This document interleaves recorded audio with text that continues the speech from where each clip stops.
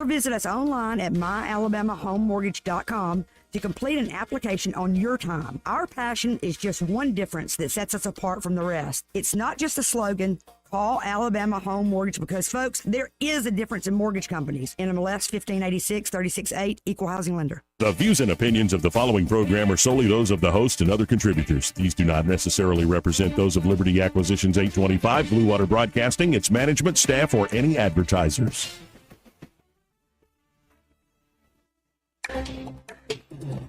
It's time for Montgomery's conversational radio show. It's News and Views on News Talk 93.1 FM. To join the conversation, call 272-9228.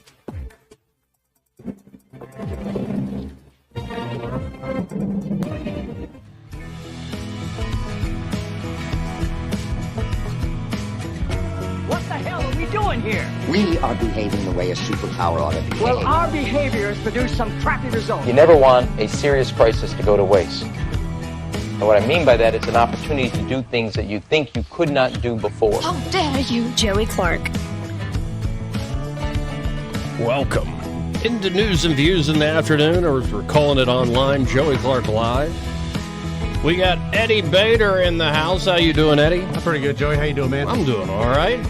And I guess we should both say congratulations to Caroline Dobson. That's right. That is right, Joey. Big win last night for the Dobson campaign. They will be going on to the general election in the brand new Alabama District 2, going up against Shamari Figures. Congratulations to Mr. Figures. And joining us to talk about this and other things, as is tradition now on Wednesdays, we have Jeff Poor, of course, host of the Jeff Poor Show and editor-in-chief there at 1819 News. Hey, Jeff, how you doing today? Hey, Joey. Thanks for having me on. Did you survive the State House? You're doing your show there from the State House. For folks who don't know, what's the feeling down there today as we are closing out the session? For me, 6 guests today, but it's budgets. Obviously, the one to watch, I think, is the increase in the proposed increase in the internet sales tax. Kind of some weird reasoning there, or justification, I should say, that they're trying to pull with that. And then, obviously, the innovation districts, there's some weird things that the legislature's trying to do here in the name of economic development. And the way I've been explaining it to people, if you're keeping up with DeSantis and his fight with Disney, and do you remember like the Reedy Creek Coal Development Zone where they were kind of autonomous and it had its own government? It could do a lot of different things if it so chose. Well, somebody saw that in Alabama, and you know what? Why don't we get our buddies in the legislature to give us what the state of Florida once gave Disney? And that's what they're trying to do. So it's kind of fascinating, but a lot of red flags there. Those are the biggies. Yeah, and when I saw that, I'm like, I'm all for like more autonomy at the local level, but you shouldn't be able to just take people's tax money without any accountability. Like, if you don't want to be taxed, you can't tax, is I guess my idea. And then we have another issue on taxes there. Do you think this vote on increasing the internet sales tax actually crosses the finish line? No, I think the plan was to rush it through, kind of give it the bum rush, and just to make it happen. But now that it's been carried over, it may get out of the House. I just don't see enough time, enough days left to get it through the Senate. But I was kind of a little struck by the way they tried to accomplish that, Joey. It was like, hey, we got to do this thing to make it better for Alabama. What? You're going to raise our taxes because that's going to make it better? Yeah, well, hear us out here. Conservative.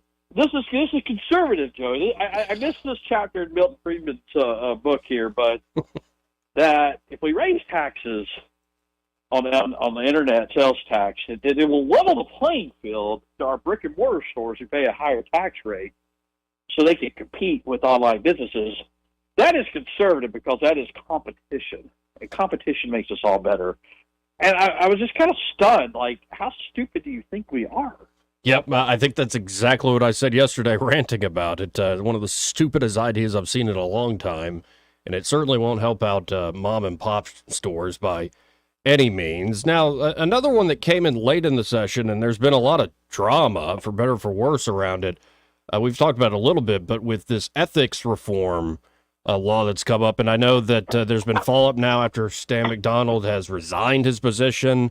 I believe Attorney General Marshall was on with your colleague, Sean Sullivan, and I'm still trying to make heads or tails of this because at a certain point, I'm not a trained lawyer, and so I'm suspicious of what exact stakes in the legal game is going on here.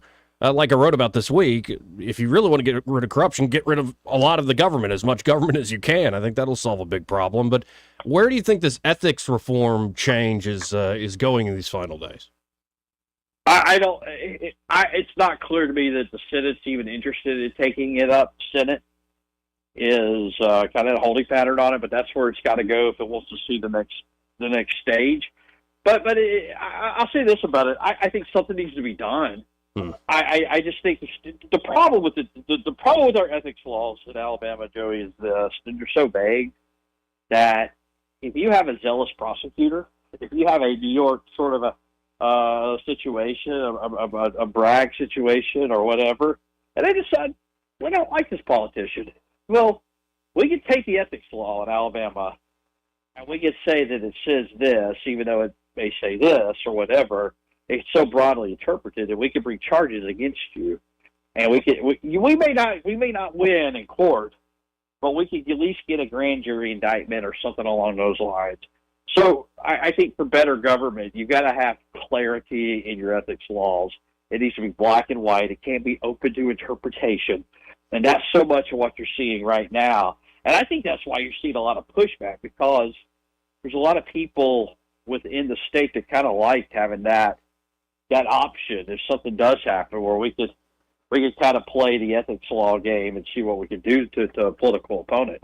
Well, and it seems like the Attorney General's sticking point is removing the economic gain provisions. Like if somebody's voting and it accrues to them economic gain, this is, I think, what Mike Hubbard was got on. And I think the Attorney General doesn't like that becoming just a civil penalty, and he doesn't seem to buy Simpson's argument that the bribery statutes as they currently exist are enough. And again, I'm not a trained lawyer, so I'm trying to, think about this in the most, bare bones way. And I still don't see why. I'll put it this way. If the ethics reforms need to come again, and I agree with what you just said, Jeff, why don't we do a special session, or you start this at the beginning of a session? This seems to have been brought out pretty late in the dance here. Well, I'll say this. I knew Matt Simpson had been working on ethics reform going back to like last October. So I don't think this was something that was necessarily sprung on us. They'd been talked about, and he had been trying to make this play around to these state agencies, including the Attorney General, including the Ethics Commission, to really placate them and make them happy. So it wasn't like what they're doing with this innovation district stuff that they're doing right now. But you're right. It did come in the second half of the session, and now it feels like there's a rush underway to get it done before the end of the year, before they gavel out sine die. And I don't know that is that's necessarily good government. Right, absolutely. Now, did you see any of this city council meeting that was had here in Montgomery? I know y'all had a story on it there at 1819 News. Did you catch any of the video? Like, this is one of the most packed city council meetings I've seen in a long time. Well, I only read the reporting on it. I didn't watch the video, but what's going on here? Certainly very emotional to have this happen to your daughter. Yeah. What happened on the Atlanta Highway? Do you feel like this is sort of like where the dam is about to burst and people are about to say, this isn't working out the way it's supposed to, Mayor Reed. The city's really kind of been sitting into chaos.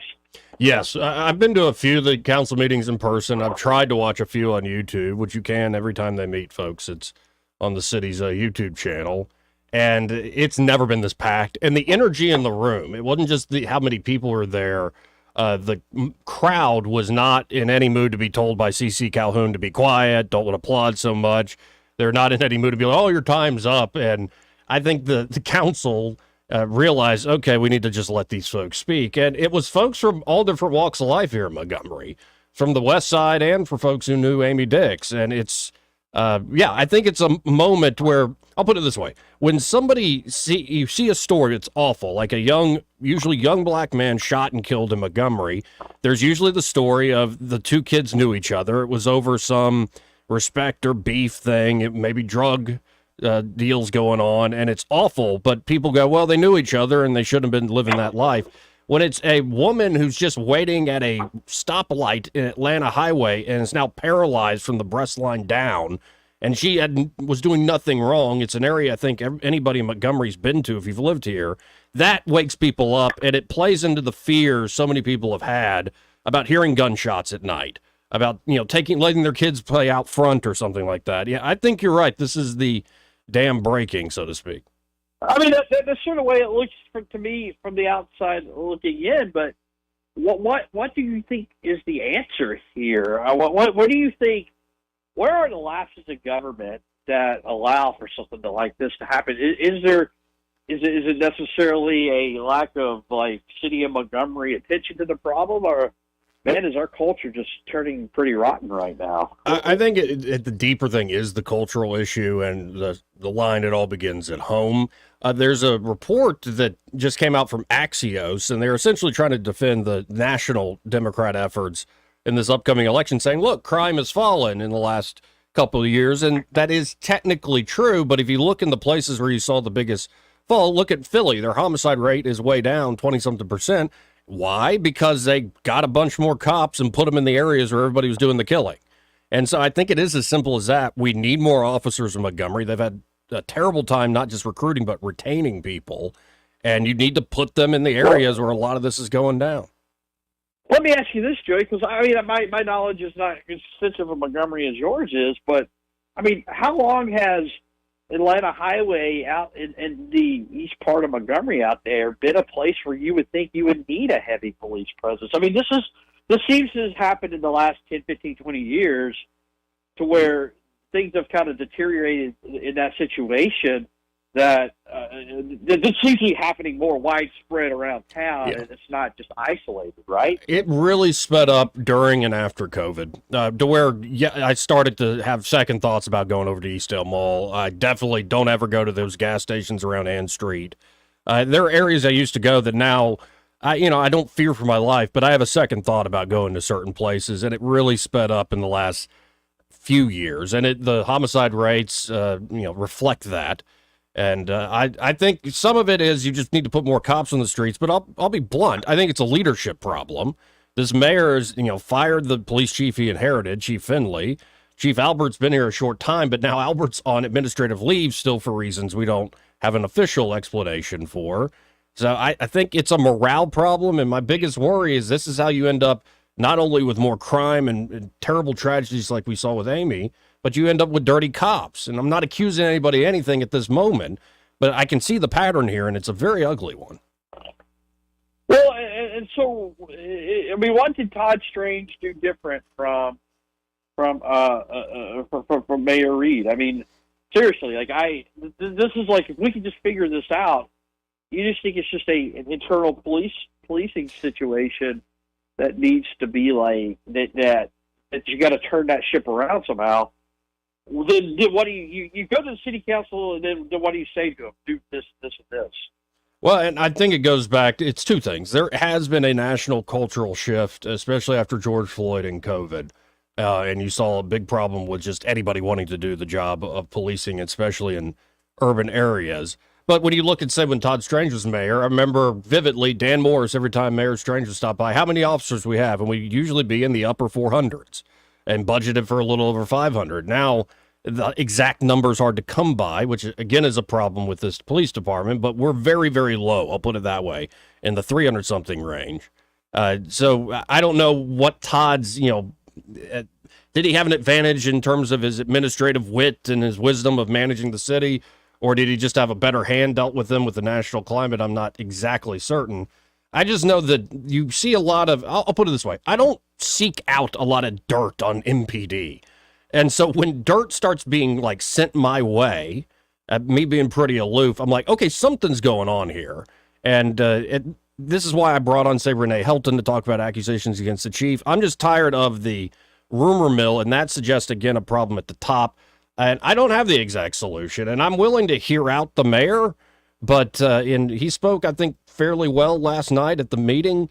It's not enough. And when he talks about, we're doing these conferences and these crime interventions, and that's the day when Amy Dix gets shot just sitting at a stoplight, everybody just kind of shakes their head at the cruel irony of it all. So I'm not sure exactly where this is going to go. But, hey, before I let you go, I want to end where we began with Caroline Dobson's win last night, and a pretty big win. What are your main takeaways from this? Well, and I come at this from a very mobile-centric point of view here, Joey, but I just don't think Senator Brubaker spent enough time trying to win down there. I think he thought he had enough votes in Montgomery. He didn't spend enough time. He didn't get enough touches. In a low-turnout contest where you don't know where your dependable votes are, by seeding Mobile and seeding the southern part of CD2, I think that's what's the biggest difference. And I said this last night on social media. I know you saw it. I mean, Caroline Dobson did everything to be the Mobile candidate. I think she already kind of had a base of support in Montgomery. She seemed to be kind of the establishment pick. Kay Ivey showed up at her campaign event on Monday night. So she seemed to have at least some kind of base of support in Montgomery, but she really, really hustled in Mobile. You saw her in everything. I think that's what made the difference. She did everything but wear an Azalea Trailmate dress to really ingratiate herself to the southern part of the district. And to me, that's where you saw a lot of the big numbers go. Well, and it came down to me for an energy thing. I rarely say who I voted for, but I'll just be blunt here. I voted for Dick Brubaker in the first round here. And then, just talking to Dick and Caroline every week leading up to that. And I just got the sense that Caroline was in a better position, I think, to win in November and just had more energy, it seemed to me.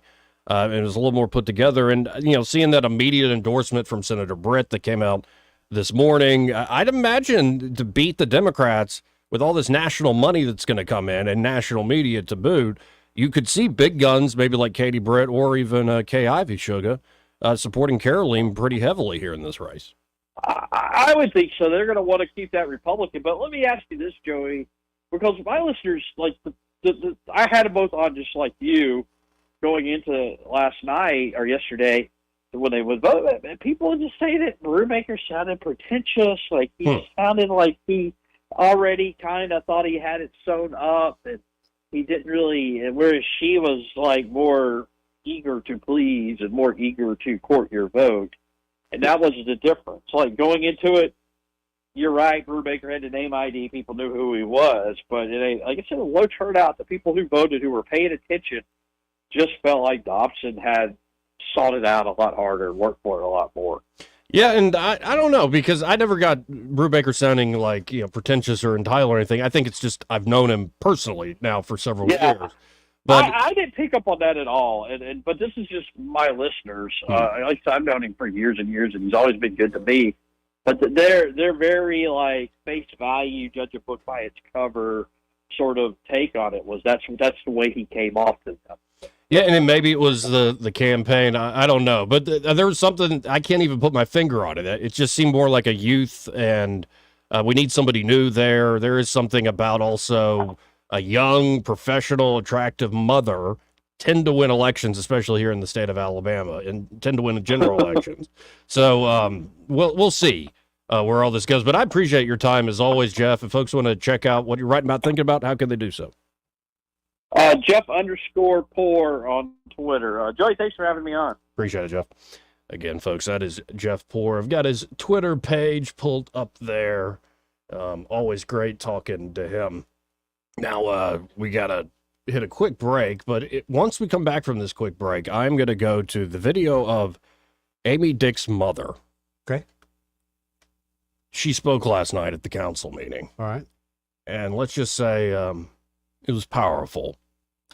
Be right back with that clip. He may not know whether he's coming or going, But whether you're going to work or coming home, Greg Budell is there. Mornings 6 till 9 and afternoons 3 till 6. Only on News Talk 93.1 FM WACV. Hi, this is Bo Goodson from the Goodson Group. Have you ever considered turning your home into a rental and build wealth at the same time? People throughout the river region are doing that right now. By investing wisely in the right property or turning your current home into a rental is the secret. Hiring a property manager to professionally manage your property is the way to prosperity. Our company does all of the advertising, personally showing prospective tenants, does a thorough background check and credit report before moving forward. Over 15 critical services are provided to our clients in protecting the asset, but also providing the best residence in your home possible. Collecting rent on time and frequent inspections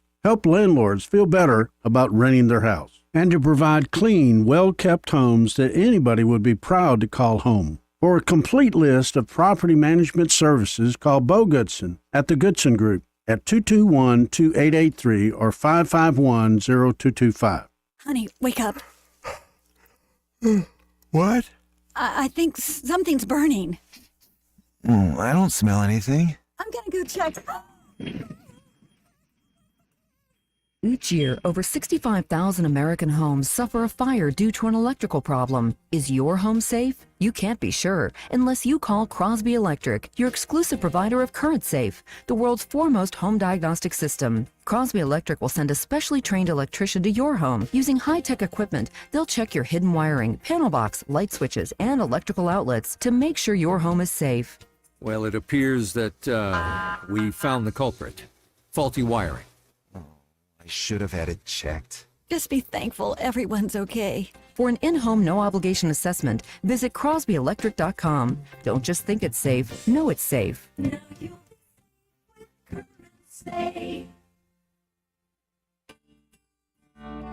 What's your biggest investment? More than likely, it's your home. So treat it that way when you hire a painting contractor. With PBS Painting, there are no gimmicks, no $99 specials. Just quality painting and someone who treats your home with the same respect that you do. At PBS Painting, we have been painting for years and look forward to many more years to come. With PBS Painting, the job gets prepped properly, whether it's cleaning, scraping, or priming. We always use quality products, which is a must for a quality paint job. So if you're looking for a painter that doesn't need upfront money and is on the job at all times, then please give me a call. Scott Bowers and PBS Painting, 294-5122. That's PBS Painting, 294-5122. Look at some of our work on Facebook at PBS Painting Montgomery.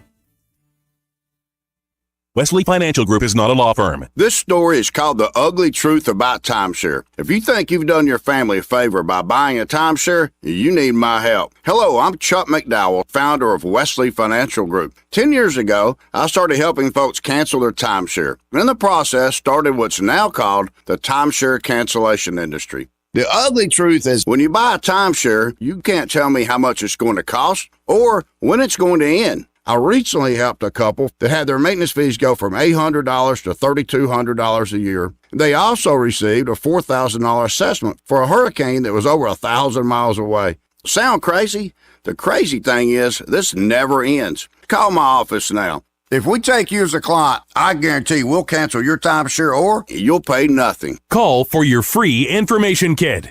Call 800-729-4040. That's 800-729-4040. 800-729-4040. For too long, Alabama's statewide news companies have shamed us for our conservative Christian values. Alabama deserves a news company that cherishes our culture, a company that isn't bought and paid for by the powers that be. 1819 News is that company. Run by Alabamians for Alabamians, 1819 News celebrates what is good and beautiful about our state while exposing those who work against our values in secret. Just go to 1819news.com to learn more. Subscribe to our newsletter.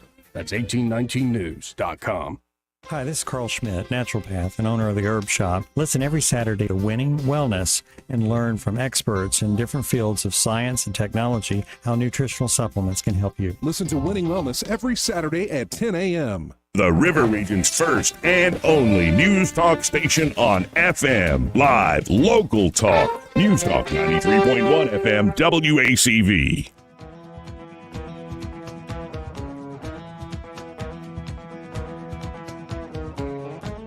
Welcome back to News and Views in the afternoon. Now, as promised, this is the mother of the woman who was shot on Atlanta Highway. This is the mother of Amy Dix. Her name is Frida Owens, and she showed up along with many others last night. Like I was saying to Jeff Poretti, I haven't seen a city council meeting this packed. Yeah. In a long, long time. And again, it was folks from all over the community. But let's listen in. This is Frida Owens taking the podium at the Montgomery City Council meeting last night.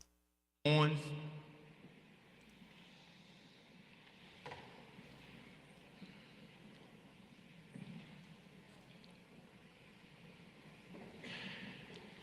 Good evening. Good evening. My name is Frida Owens. I have my family here with me. I apologize for being so emotional. First, thank you very much for allowing me to speak with you concerning the horrific, senseless shooting on Friday, April 12th, 2024 at approximately 1 p.m. on the Atlanta Highway. My 43-year-old daughter, Amy Dix, is the victim of this crime. At 1:12 p.m. on that Friday, I answered my phone. Mama, I've been shot. I'm going to die. Mama, I love you. I can't move. I love you. Take care of Ella. I thought this must be a prank call. I looked at my phone. It was Amy. As you see on the screen, that is my beautiful daughter with her wonderful husband, Joe, and her 17-year-old daughter, Ella Grace. As Amy was on the phone, I heard voices. I wasn't sure who they were. Amy could no longer respond to me. I heard someone say, "Can't get a BP," a blood pressure. 3 times, no pressure. As a nurse, I know what no BP means. Maybe you have experienced a traumatic event as this, but if you haven't, it is gut-wrenching. It is terrifying. As I drove an hour and a half to get to her, I could only wonder if my precious Amy was alive or dead. Amy's a wonderful person. She's a devoted wife. She's a loving mother. She's precious to her entire family. She's a friend to many people. Now she will add victim to her name and is a Montgomery County crime statistic. Amy recounted her experience to Ms. me. Owens, come on, can we allow you one more minute to wrap it up? I know you got some other speakers No, that want sir. to speak. I have to finish. I'm gonna allow you to finish, but I'm gonna allow you one more minute. I understand where you're trying to go, but I got several people that want to speak. She heard many gunshots. She wondered what was happening. She slid down in her seat until she did not hear any other gunshots. She sat up and pow! She was hit. Bullet went through her left shoulder, Her rib, her lung, and landed in her spine. As she became weaker, an officer asked her name. Amy said to me, I could hear him. I could not respond. The officer said, she don't want to give us her name. I heard that. Amy's daughter, as you see on the screen, my granddaughter Ella, travels that Atlanta highway 5 days a week to get to her school. She's not safe. Do you think she's safe? The news media reported this was a non-life-threatening event. I understand they get their information from an information officer. They're not professionals. They're basing that on the few minutes they're there. This was life-threatening. A punctured lung is life-threatening. It is absolutely life-altering. Crime has overridden Montgomery, Alabama. It is out of control. I pray each of you as elected officials will do your job to the best of your ability to find a solution to this problem. I pray each of you will be proactive with this challenge. The shooting was senseless, impacted not only Amy, but a husband, a daughter, an aunt, and many other family members. This shooting has impacted Amy and left her family financially for the rest of her life. The crime situation in Montgomery, Alabama is unacceptable. And I join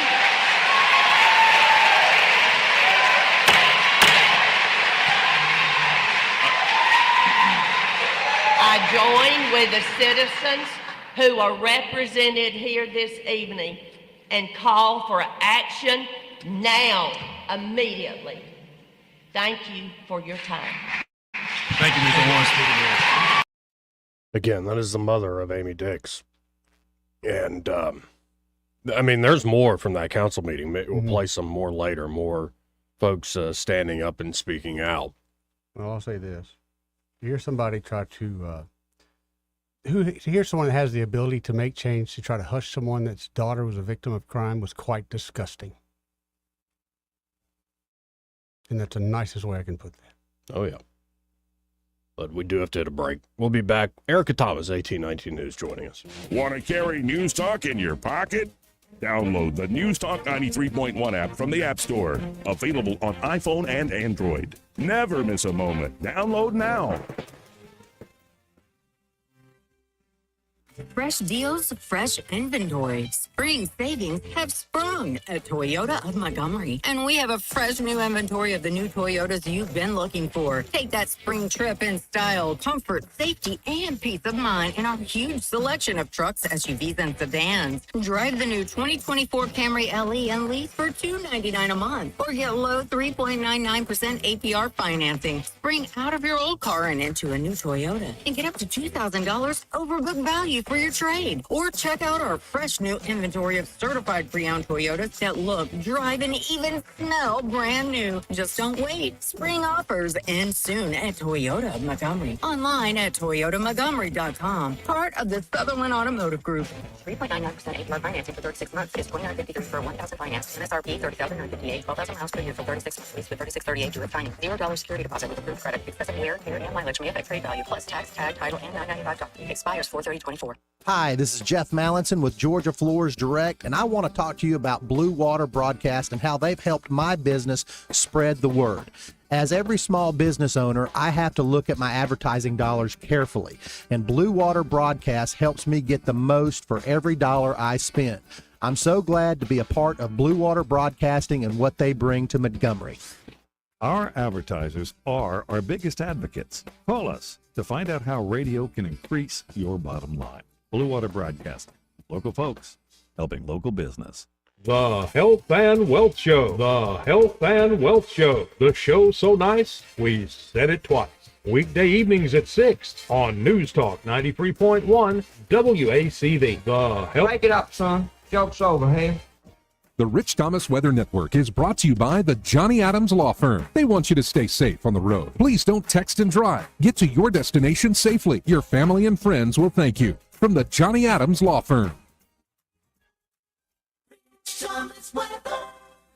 Hi, everybody. We've got a front on the way, but it's weakening as it gets closer to us, so it looks like a dry forecast. Another warm day with a high temperature up to about 84 today. Mostly cloudy today and tonight. Mild tonight, low 61. Tomorrow's high 86 with the sun and cloud mix. Then the risk of some widely scattered showers and maybe a thunderstorm on Friday and Saturday. 88 Friday, 86 for a high on Saturday.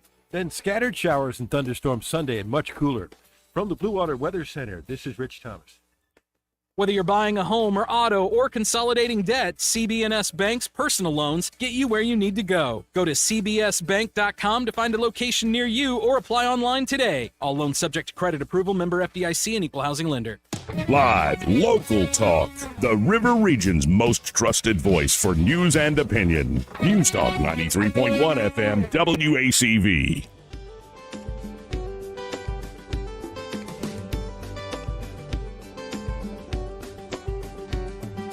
Joey Clark. Welcome back. Let's go right to the phones. Let's talk to Erica Thomas of 1819 News. Hey, Erica, how are you this afternoon? Howdy, Joey. I'm doing well. Watching that video that you just played is just so heartbreaking, and that whole case has been on my mind since the weekend when it happened. And my prayers go out to that family, just praying that God keep them strong. That woman is so strong to go out there and do that while her daughter is being treated in the hospital. And the whole community has just really come together on this one. And I think there's a possibility that it could lead to change because people are actually listening now. Yeah, and the part that tore me to pieces is when I read the update Amy's husband put out on Facebook, on the Book of Faces, an update from the hospital, and Amy, in her own words, described what happened. And, describing how she's paralyzed from the breast line down now. And her reaction being that, thank God I can still hug the people I love. Oh. What an incredible woman. That's the gratitude everybody needs. Yes, definitely. I don't think that the crime issue is very new in Montgomery. I think that it's just, it's been around for a long time. I think when it starts going outside of the regular areas, that's when it gets terrifying. Innocent bystanders can just be shot. But I lived in Montgomery for a year, back in 2008. And I wasn't even there long enough. I was living in an apartment complex. I wasn't even there long enough to have a couch yet. I was sitting on the floor eating my Cheerios or Fruit Loops, whatever it was. And all of a sudden, it was like 11 in the morning. And I didn't go to work until the evening shift. I worked overnight there at WAKA. And all of a sudden, I heard 8 gunshots, just pow, pow, pow, pow, pow, like right back to back. And there was a shooting in the breezeway of my apartment complex, of my building. And so obviously I was in the news business in TV, and I called 911, but then I called the station. I said, hey, y'all, I can't even go outside right now because there was somebody shot up here, I think. And so the TV stations got there, and then they told me what had happened, and I came outside when it was safe, and there was a guy laying there shot multiple times. But he was actually the home invader. He was going to break into someone's house while they were away at lunch. And come to find out, they didn't go to work that day. Well, the guy thought he wouldn't be in his apartment, but he was. And the homeowner shot him, or the renter shot him. So, to me, that was like my first week living in Montgomery. I've always kind of been, alert of my surroundings when I go there, which I try to be that way everywhere. But Montgomery's one of those places where I just really want to pay attention to everything and kind of almost be paranoid, for my own safety. And that's really sad. that's our capital, and that's where people come to do business with our state, and it really is time to clean it up. Well, and maybe it's because I've lived pretty much my whole life here, other than the short stint in Auburn, and I don't necessarily feel that way. Though I will say, after COVID, it seemed like certain areas are areas you don't want to go. But when I've driven people around town who are from out of town, they're shocked by, oh, look at that $1 million house there in Cloverdale, right next to that shanty, and and there's a lot of weird aspects of Montgomery. My hope is that we know how to solve this. There are, in fact, big cities in this country made a lot of dumb mistakes who are now changing their policing policies, and it's time Montgomery get on top of it, and I'm happy to believe that's exactly what the mayor wants to do based on what he said last night. But I'll put it this way, Erica, and everybody out there listening, stop making policing decisions based on the whole George Floyd incident. He wasn't a saint. You picked the wrong martyr. Stop making this about some identity play and a national narrative to garner votes that don't actually make your lives better. Look out for your community and the people right in front of you. Stop buying into it. It's just... Excuse me. We do have to look out for the innocent people that are not, running around just committing crimes all the time. But I think we can take a note from this victim here, like make a positive out of a negative. Let's change this. Let's do something good. Let's hug our community. Amen. Now, there's some other stuff going on in the state, and I want to move forward before I start getting too emotional here. Now, tell me about this new thing going on in Opelika. It's a new memorial mile. Like, what's going on with this? Yeah, so a lot of people remember the former Auburn football player who was killed in LaGrange, Georgia. This was, I don't remember what year this was. It was several years back. It was 2014 when he was killed in a car wreck. His name is Philip Lutzenkirchen, right? Yeah, Philip Lutzenkirchen. I always have the hardest time saying that one. He was a very well-known Auburn football player, and he went on and was going to probably end up being even a bigger deal.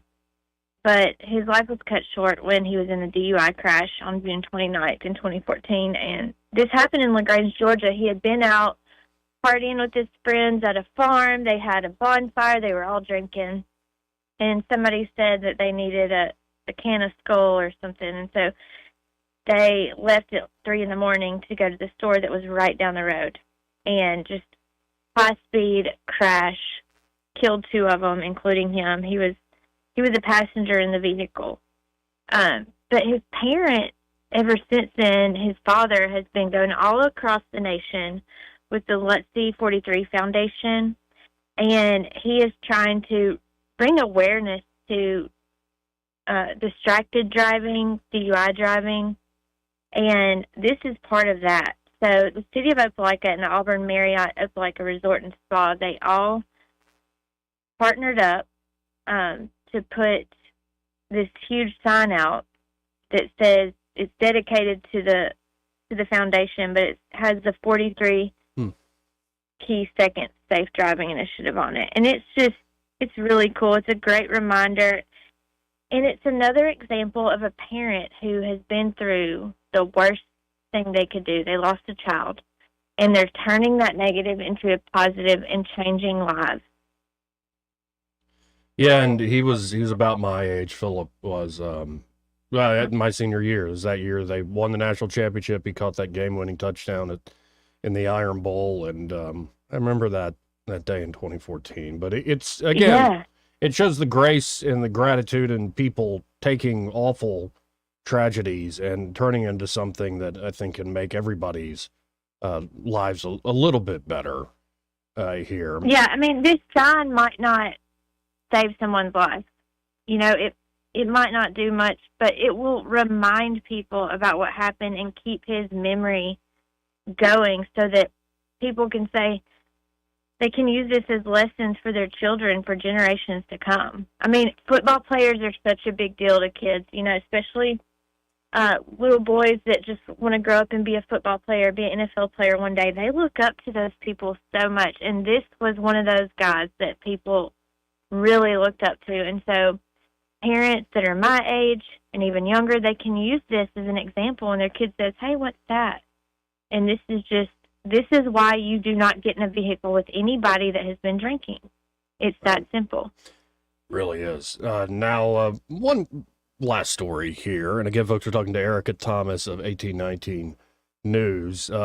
Is there a conspiracy in this state perpetrated by extremists to try to take these books out of the libraries? What's going on here? So a lot of times when you hear people criticizing conspiracy theories, you'll hear that from the left, just dogging the right on, this is a conspiracy theory, this is, but I mean, most of the ones that have happened over the past 3 or 4 years, they've actually been true. So then you're like, oh, he's laughing now. But now there are some people that are attacking the people who want to protect children and saying that they have a conspiracy and calling them extremists. So it's crazy how words and suggestions are tossed around when we're so polarized in this book issue. These library books are causing so much disagreement and arguments, and it's really getting heated. And this week it got very heated at the Fairhope Public Library meeting, and this is in Baldwin County for anybody that doesn't know. But it's very interesting because they've had this argument down here for months, and it's the same people at the meeting saying the same things. And now they're at the point where they're just flat out reading the books and bringing them to the meetings and showing them. They don't want the books removed from the library necessarily. They want them moved from the children's section to an adult section or to a section for mature teens, just so that a child can't happen upon these books that have photos of naked people, and they show different positions, and they teach you how to do things that kids really don't need to know.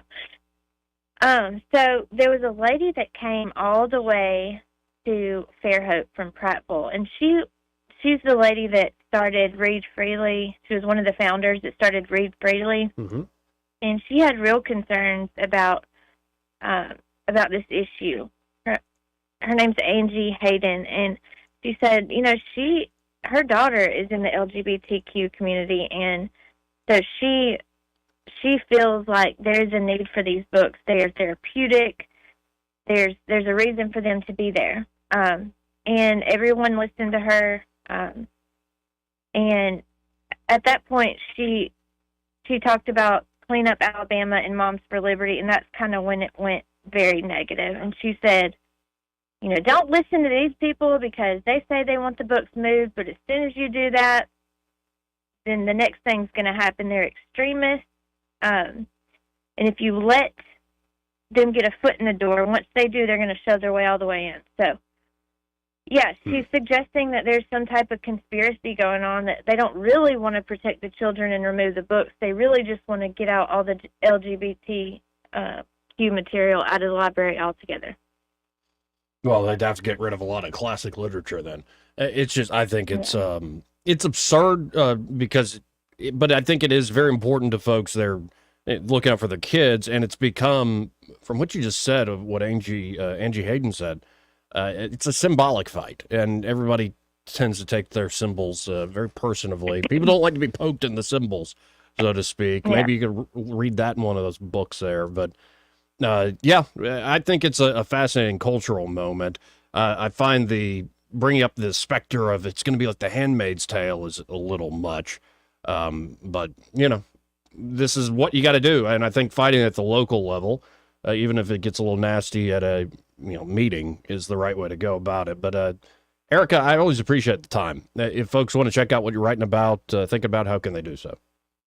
Yeah, I wanted to tell you thank you so much for having me on today. I told you earlier, I have the worst pollen allergies ever, and I've done all this stuff, but I've just not felt good. So I'm sorry I sound like a Dixie chick today, and I really appreciate you allowing me to come on and just talk about things that are going on. But if anybody wants to get in touch with me, please email news@1819news.com. You can also go to 1819news.com, check out our stories. We have all these incredible reporters in Montgomery, as I say every week. They're covering every little bit of the legislature, so it's really important to look there to keep up with what's going on, because you're going to see a lot of stories, a lot of things that are happening in Montgomery right now that no one else is going to have. We have that bandwidth. We have that dedication to make sure that our readers are hyper-informed. We really want them to know what's going on. So please check out 1819news.com, and hopefully I will be able to talk to you next week, and I'll be all cleared up. Well, look forward to that, as always, Erica. Thank you again. Thanks, bye. Again, Erica Thomas there of 1819 News. Always appreciate her time. Hey, Eddie, you know this part of the program? Yeah. Brought to you by Pest Pro Services, yeah. Great folks, Joey. They really are good people. Yeah, they help me out quite often. They've been helping with the mosquitoes? Yep, they'll be back out tomorrow. Really? Yep. And I was over there this morning. Again, I saw a couple, but no bites. And you got some sweet meat. People don't take that the wrong way. It's just the truth. He's sweet over there. It's great because they come out and they'll spray for the mosquitoes for me, but also, they are my everyday pest control service. So last time they came out, Jonathan came out, showed me a few issues that I needed to worry about that aren't even pest control related, but he does know it affects me in my house. So it was great to have somebody there. It's an extra set of eyes. Now, it could be mosquitoes or it could be termites. Termites are on the move, baby. Especially, heat and moisture. Yeah. Mosquitoes like it, termites like it, also fire ants like it. Yeah, buddy. And, if you think, well, I sprayed that hill, and, well, if it keeps coming back, especially also, it's one thing, okay, it might be one thing if you got a tiny little garden home and it's a little yard. If you have property, I'll put it that way, you got a land. normal lot like most people have. You can chase these fire ants all summer long. Because the network is underground. Right. Like, come on. Right. So the deal is call Pest Pro Services on all these issues with pest control, or just make them your everyday pest control company. I think that's the best way to go. Make sure you have a relationship with them. If something does come up, they can help you out. Yes. So call them today, 265-9990. That's 265-9990. Or you can always go to ppsriverregion.com. Or just search Pest Pro Services on the Book of Faces. They have a very active Facebook page. Yeah, they do. And they're always giving back to the community, which is always great to see. When you want to know, call a pro, Pest Pro Services, and be sure to tell Ashley and that great team that Joey and Eddie, those morons on the radio, sent you. Well, emotional first hour. Yeah. Because that meeting last night was heated. Oh, yeah. Now, I watched the whole thing. Yeah. I'll say the chairman... he should have read the room better, C.C. Calhoun. But when you see how many people were trying to speak, I kind of see where they had a long list of people that showed up one last job night. when you screw up, and that's to sit there and let people vent. Well, you should let the mother talk. I'll put it that way. Yeah. But there are more that spoke. And again, Good. it was folks, I think it got kicked off with Jamel Brown, and he was essentially saying, you better watch out, especially on the west side. This summer, it's going to be hot and heavy. That's just... Yeah. There's another guy talking about his apartment complex. And first you're like, what do you got a problem with your apartment? Then he showed the pictures and described the situation. You're like, okay, this guy has got a point. Dude, I've seen some of that in apartments and rental homes. Where sewage is essentially backing up into these bathtubs, into toilets. Backyards, and yeah. And then he said, we have no security. Like, there's all these young guys walking around, shirts off with, clearly you can see the firearms just in their waistband. Well, you can see it on Facebook. And it's like, what are we doing here? And again, I think there are ways to solve the issue. Hey, you got to enforce the laws we got on the books. I don't want to hear we need new laws. We got the laws. Right. It's the enforcement where we're lacking. Right. So in a second, we're going to continue to take calls, 272-9228. We'll also be bringing more of some of the speechifying and testimony that happened last night at the city council meeting. In a way, it's a shame that it's a tragedy that takes that many people showing up. Because, I've been to council meetings, and sometimes it's just boring. It is. And, not everything about city administration is going to be sexy, and that's fine. But when you see the community stand up in that way, it does get everybody's attention. That's why we have forums. And that wasn't the only violent incident this weekend. No. We had a hell of a weekend. No. And there seemed like, people still don't trust each other. I'll put it that way. One guy got up and said, no, not all black folks are thugs. And I kind of reacted like, okay, we know. Right. But I think there is this growing agreement with a lot of folks from different walks of life here in Montgomery that are starting to realize this is too big of a problem. And, well, no, last time I had the mayor on the show, I asked him, what's your number one goal now that you've been reelected? He said, we got to get this murder rate down. I get so that. the mayor is not, naive to this. Right? He isn't, but just like a lot of Democrats, they say what you want to hear, and you sit there and wait and wait and wait for action. It's time to act. We'll be right back. Broadcasting from the Riverside Chevrolet Master Control Center, this is WACV Cusana, News Talk 93.1 FM. When it's Chevy, it's Riverside. With SRN News, I'm John Scott. Senate Majority Leader Chuck Schumer says he'll move to dismiss impeachment charges against Homeland Security Secretary Alejandro Mayorkas. It's a move that would end the Senate trial before arguments even begin. Boeing is in the spotlight as members of Congress examine allegations of major safety failures at the aircraft manufacturer. The Senate holding back-to-back hearings on Wednesday to hear from aviation experts and people who have worked at Boeing. 3 Russian missiles have slammed into a downtown area in the northern Ukrainian city of Chernihiv, hitting an 8-floor apartment building and killing at least 14 people. At least 61 people were injured. On Wall Street, the Dow losing 15 points, the NASDAQ 116 points in the red. This is SRN News. Biden has started tracking Christians like cattle. Yes, you heard it right. He pressured banks to tag transactions for certain keywords. One of them is Holy Bible. It's a horrifying and creepy attack on our religious freedoms. It's made possible by a digital financial system that makes you a sitting duck. But you do have other options. I recommend a physical gold IRA from Birch Gold Group. I'm Lance Wallnow, a news analyst, a best-selling author, and evangelical leader to people who cherish their financial independence. A precious metals IRA can help you avoid the scrutiny of Biden's anti-Christian bureaucracy while also preserving your retirement savings. To find out more, get your free info kit on gold IRAs by texting the word faith to 989898.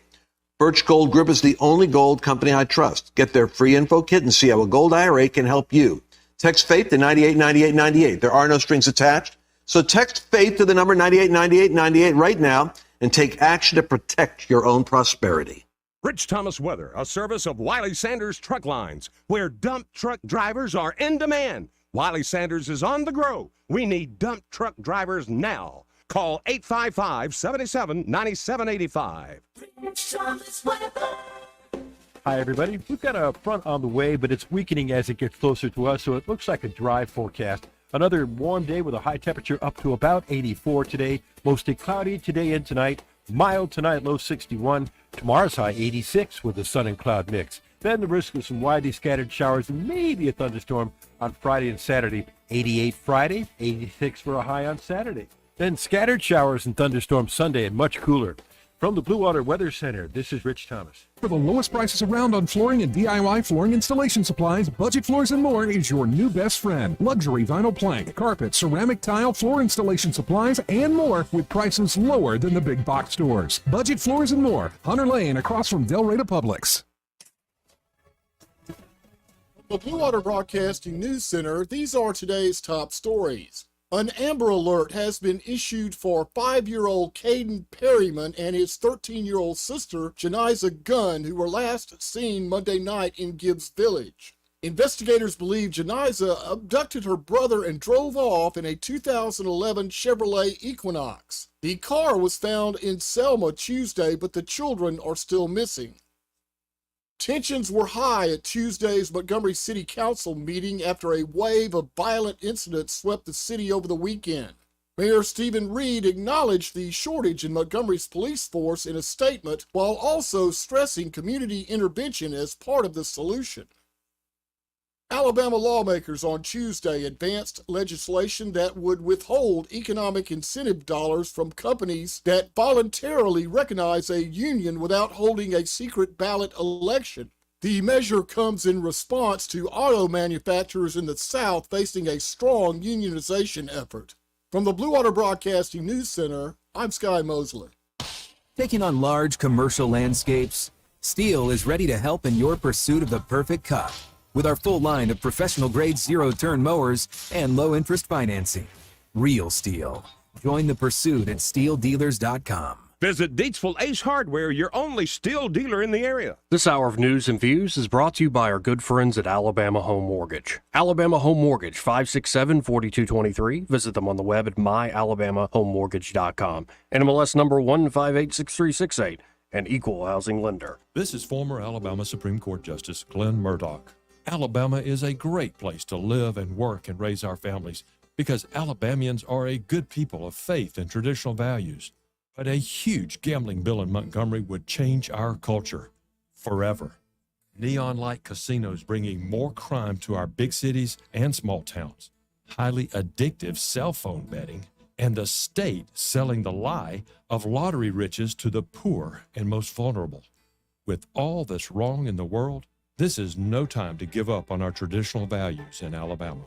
Call and ask your senator to be the leader you elected them to be. To stand strong and vote no on gambling and keep the Alabama we know and love. Thank you.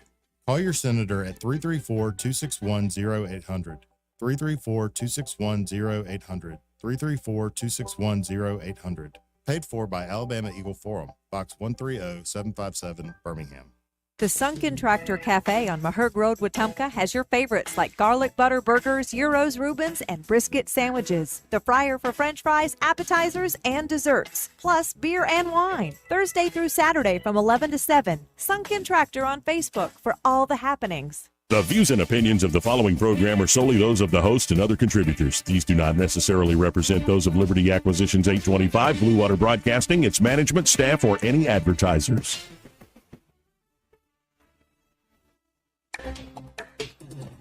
It's time for Montgomery's conversational radio show. It's news and views on News Talk 93.1 FM. To join the conversation, call 272-9228.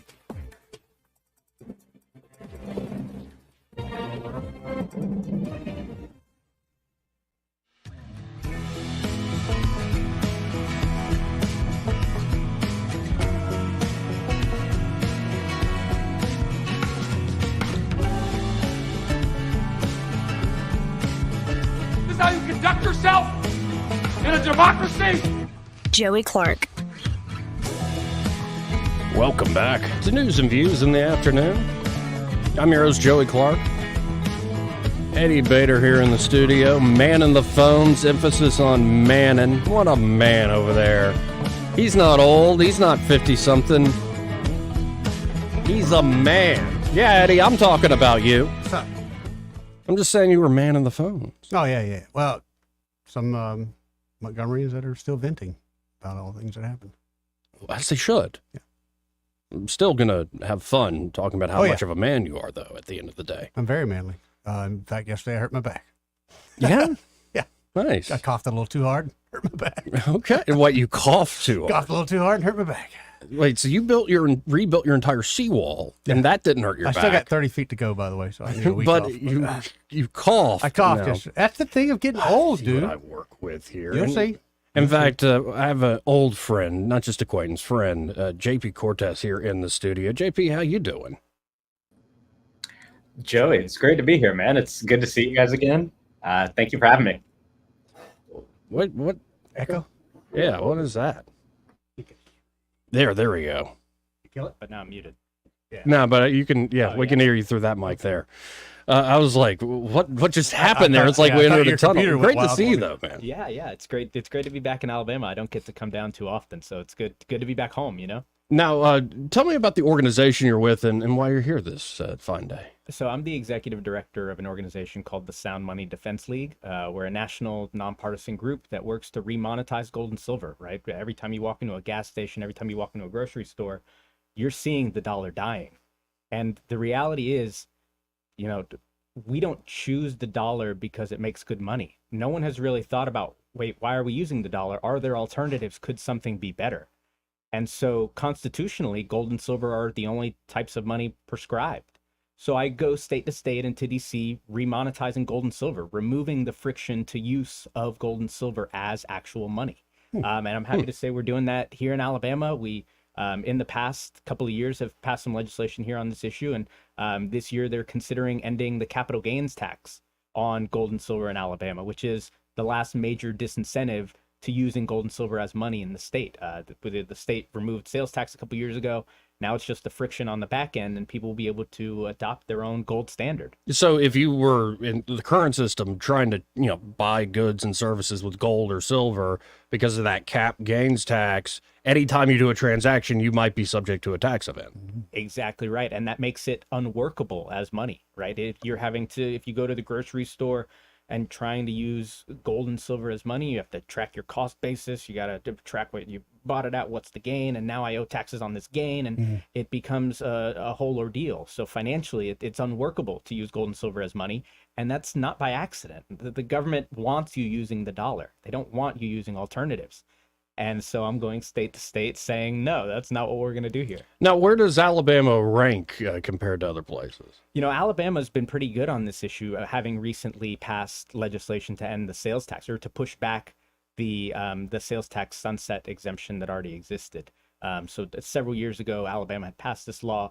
There's a sunset provision in the legislation. And so every couple of years, smart, conservative, liberty-minded legislators are going in and pushing that sunset back because they see that taxing gold and silver, the only form of money mentioned in the Constitution, is asinine, right? If you walked into a gas station, exchanged $1 for 4 quarters, and the attendant wanted to tax that transaction, you would say, this is insane. I'm just exchanging one form of money for another. Yep. And that's exactly what you're doing when you're exchanging these IOUs, these Federal Reserve notes, as they're called, for actual gold and silver.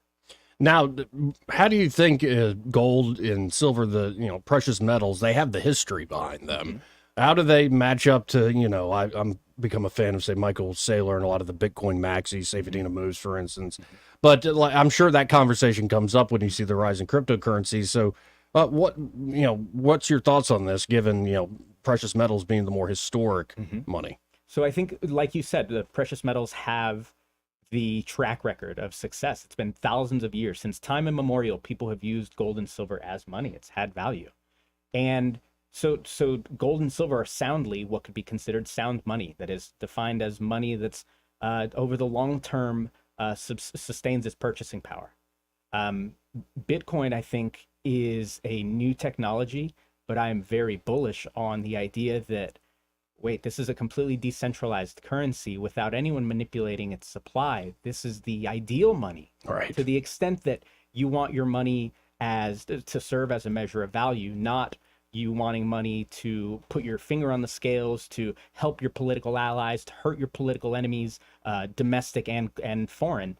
And right now, that's what the dollar is. It's a weaponized tool. It's a cudgel. It's used to harm your enemies and help your friends.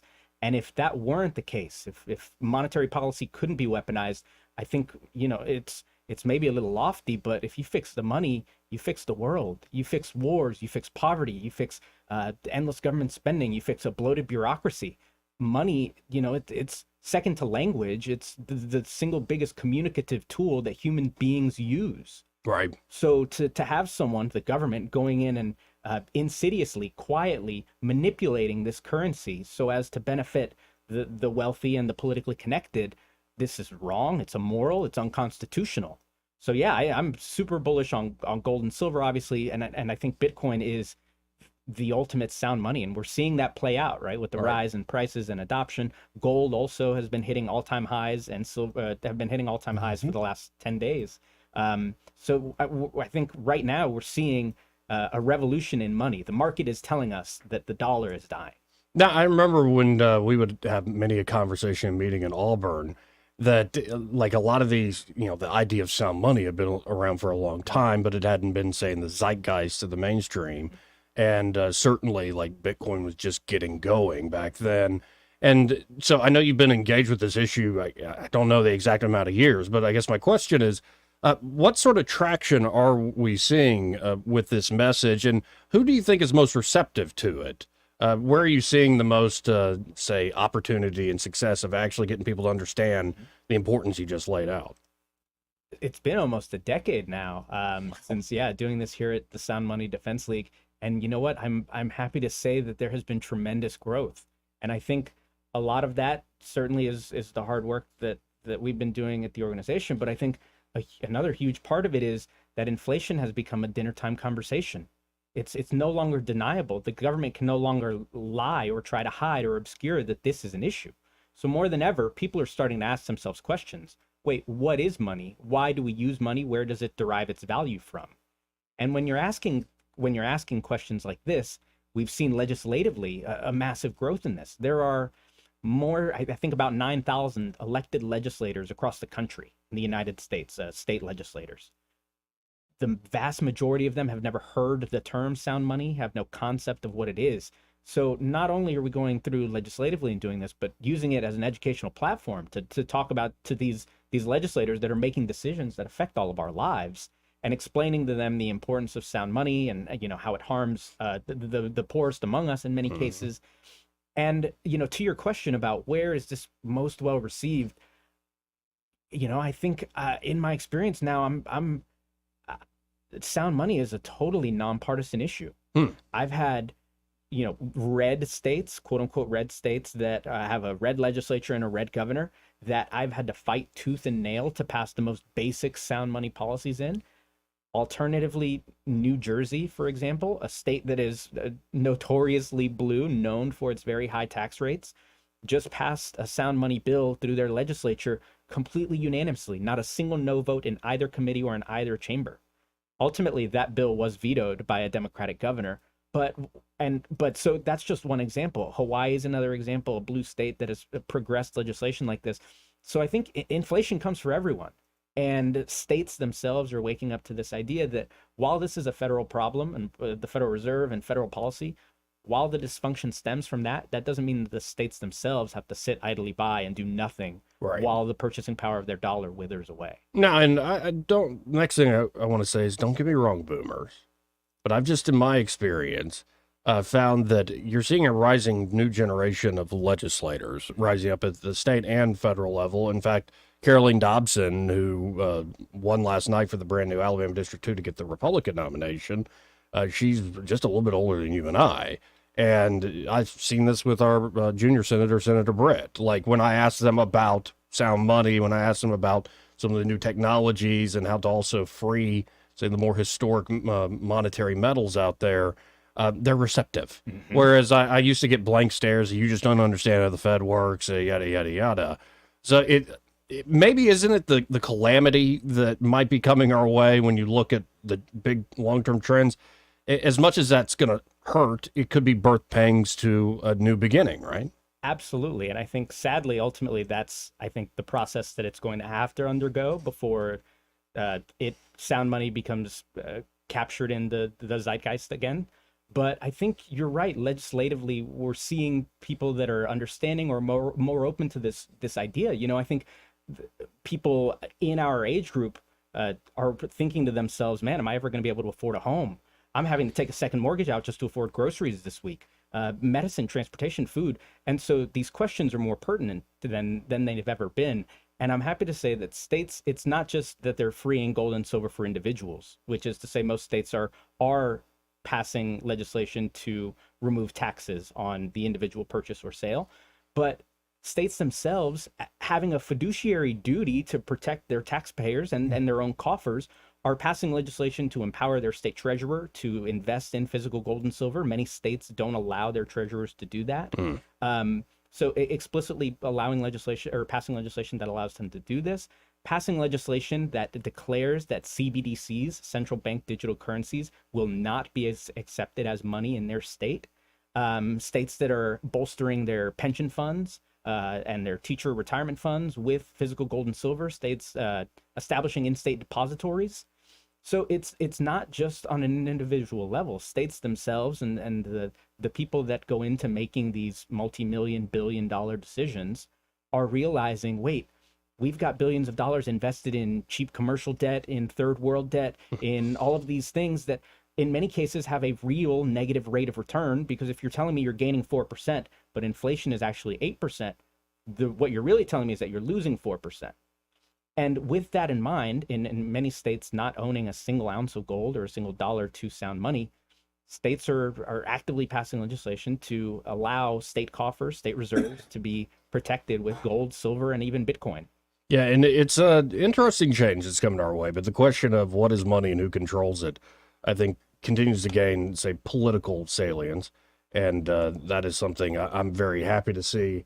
I've got to hit a quick break here, and the show must go on. But if you're free, you want to hang out for a good bit of the show here? Yeah, I'd be happy to. Okay, awesome. Well, here, let's hit this break. We'll be right back. He may not know whether he's coming or going, but whether you're going to work or coming home, Greg Budell is there. Mornings, 6 till 9, and afternoons, 3 till 6. Only on News Talk 93.1 FM, WACV. This is your roving reporter, and today I am talking with an elk. Hey man, Mr. Elk, I was just wondering, what do elk do to take care of their money? Well, like most smart folks, we call David Erdit. You mean Alabama's most favorite asset preservationist? That's him, man. We call him up at 334-279-7431 or 205-479-0839. I see. Yes, he is our preferred money man. The money man with the money plan. You've been paying attention. Well, could you give us those numbers one more time? 334-279-7431 or 205-479-0839. And I just want to try to give you a heads up, man. Oh, what's that? I'm not an elk. Not an elk, huh? Well, then, pray tell,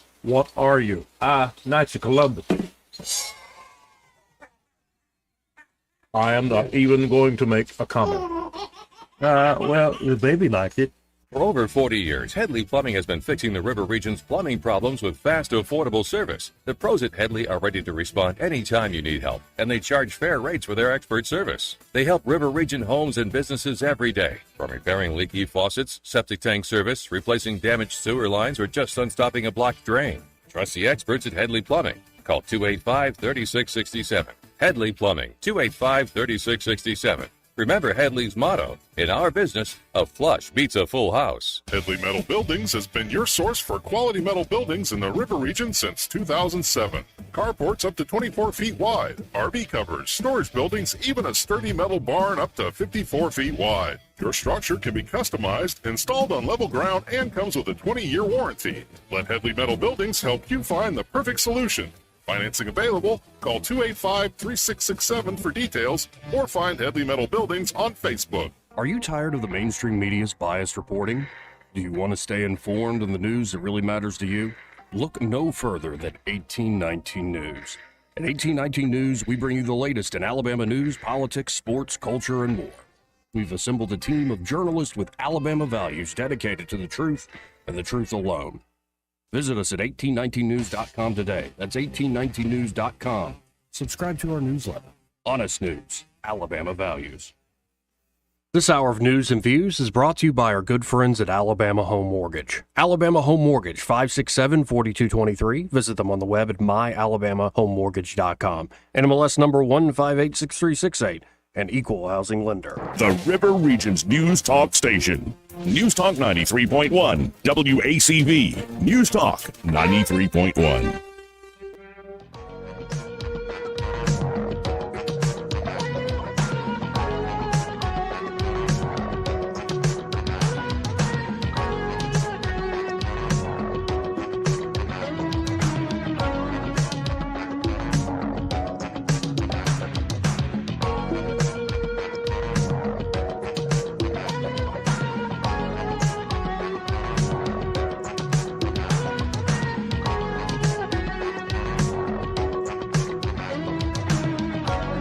Joey Clark.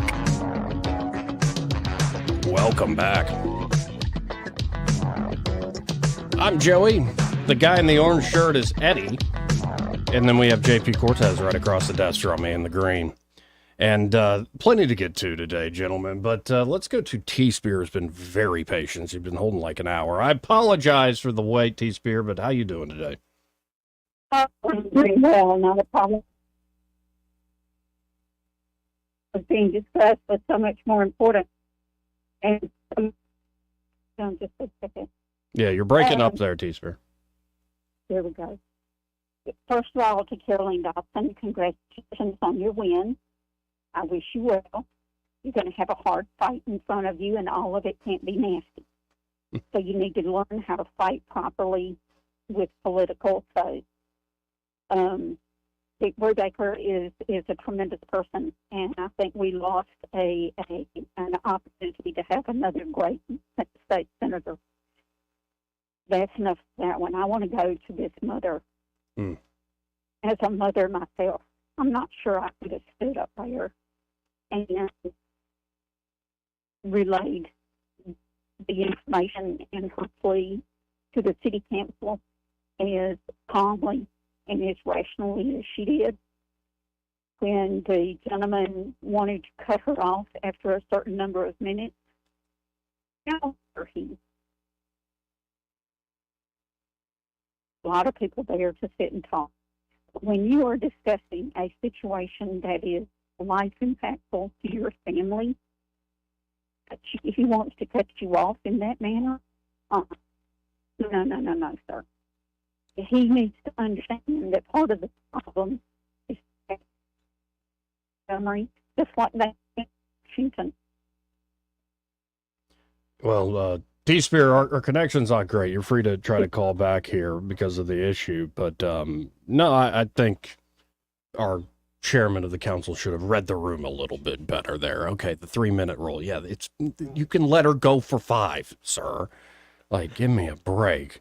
And you know, JP's not from here, and so I was telling you off air that this awful shooting last week, and we had people show up at the city council, and I've never seen a city council here in Montgomery like this. A huge crowd of people very, very upset with what occurred last week. Understandably so. Yeah, and I mean, and it's awful when you see time after time. It's usually young folks who know each other, but they know each other, and you kind of hear the sad story over and over again. In fact, the mayor, when he spoke last night, kicked off that way, saying it's, you know, they get in a fight or they want to show how bad they are. Or I was disrespected, and it leads to the gun, and that shouldn't happen. But there's something about a person who was just waiting at a stoplight, and now her life is forever changed, now paralyzed, that it gets a rise out of folks, and rightfully so. And it seems particularly senseless. You know, yes. It's numbing. Yes, exactly right. And, well, here, let's go to Simpler Days. Hey, Simpler Days. Good afternoon. In every community and town, there is a defining moment. And I think last night was a defining moment in Montgomery. Of course, CNN or any of the major news networks, maybe even Channel 12 wasn't there, I don't know, but it wasn't covered. But it's going to cause change, and this is usually the way it goes. A victim has to be killed before the government decides to change. And I truly believe she is not going to be paralyzed in vain. And I hope it will wake up the community. And just like you saw the show, that's what's going to get politicians' attention, because they're elected officials, and that's the only thing that's going to cause change. But Joey, if you purchase a good hunting dog, yeah, and you train him properly, and then you go out to the woods to hunt squirrels, and you let the bed down to the truck, and there's a yellow line down the middle of the woods, and you tell that hunting dog, don't get off that yellow line. No matter where the squirrel runs, don't get off that yellow line, and see if you can catch it. And that's what they've done to the police officers with the Montgomery Police Department. They've said, we want you to go out, but we want you to stay on the yellow line. No matter where the criminal goes, no matter what he does, you have to stay on that yellow line. And they can't work like that. Right. And it's a point where I've been frustrated with our policing judicial system for a long time. And in my mind, you need very swift, severe penalties and consequences for violent crimes and like theft and armed burglary, all these things. Like the stuff that leads to the most violent events, you have to nip that in the bud incredibly seriously. But it seems like whether it's on the policing side, and, to MPD's credit with low force levels, they are solving a lot of these crimes. Then it's thrown into the judicial system, and you've got this huge backlog. And then people are right back out on the streets, and especially when you're talking about juveniles, they're right back out on the street. And so it's something that needs to be solved. But apparently there are big cities around the country who are realizing, we kind of made a mistake after George Floyd. And they're seeing their homicide numbers come down now. I'm thinking of like Philly, for instance. But it shouldn't have been this way in the first place. Well, two quick points. Number one is that don't use the 300 number for the amount of officers. It's well below that now, Joey. Yeah. They lost 11 officers last month. And number two, if the mayor would have given the same attention to this incident as he did the Riverboat Rumble down there, and even talked about bringing in the FBI and it being on national news, and him getting up and making speeches about it. If he sends the message to the police department, if he makes a speech, maybe a Nick Saban speech to the police, and they know where he is, what he wants them to do, don't be wishy-washy. Don't try to play the political fence. Tell them they will go out and do it if they know he has their backing. Have a good day. Thank you, sir. Yeah, and I've talked to the mayor about this. I think with all of us, whether you're more a Democrat or a Republican or you don't fit, you fall somewhere on the spectrum, when you're thinking about your local community, playing into the national narrative can often be an incredibly destructive thing.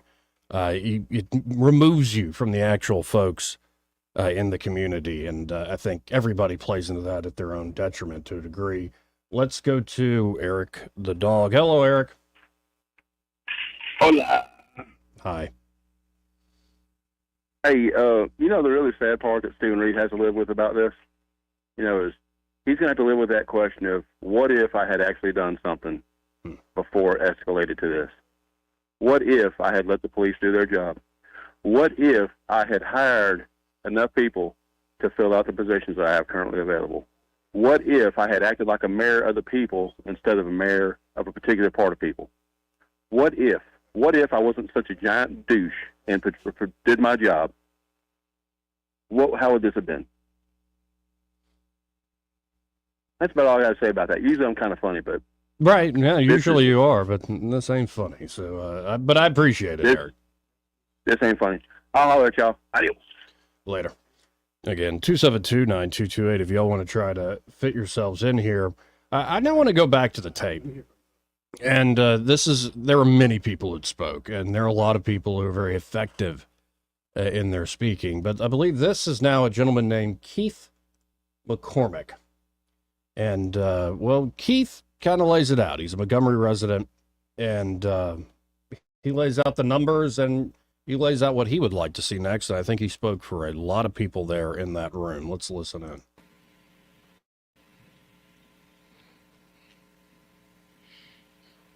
Councilman and Mr. Mayor, thank you for allowing me to come here tonight to speak with you guys. I'll go ahead and just get right into it. According to the Montgomery Chamber 2022 accomplishments video, the mayor, you're bringing in a good bit of projects that total more than $400 million invested into the city with companies such as Hyundai, FedEx, and Premier. Unfortunately, with the crime levels here in Montgomery, the projects simply mean that people come to work in Montgomery and they go home to a surrounding city and town to spend their money there and not in Montgomery. Not because of cost of living, but because of lack of safety. When people enter Montgomery, there is fear. On my way in today, I drove for about 10 minutes through the bypass, saw 0 cop cars. Prattville and Pike Road have grown 30 and 20% since 2019 and 2020. Montgomery, in 2020, we had 200,000 residents. In 2022, we dropped down to about 197,000. That's according to the census.gov. So in those 2 years, roughly 3,000 people have left Montgomery under your leadership. Now, if you were to take that, and if every person spends about $5,000 throughout the year of their daily activities of gas, entertainment, and food, that reduction in cash flow for the full city, $3,000, 3,000 people times $5,000, equates to about $15 million. And everybody knows you spend more than $5,000 a year with your family. You know, as a patron, the odds are lower that I will use or I will go to Montgomery to do business, just as a fear of stopping at a red light and coming away paralyzed, as my friend Amy Dix was doing. You know, Mr. Mayor, you were quoted in your 2019 transition plan, when you're playing a defense, you have to react to what the offense does. But I think as a city, our public safety department has to go on offense. Love it. I'm a football guy. So I loved your reference there. But in any sport, our endeavor, something I train in my own kids, is to have that dog mentality. My mother worked for AEA for over 25 years, next to your father. Great man. I looked up to him when I was visiting her office. He had that dog mentality. He did. He got after it. He fought for what he believed in.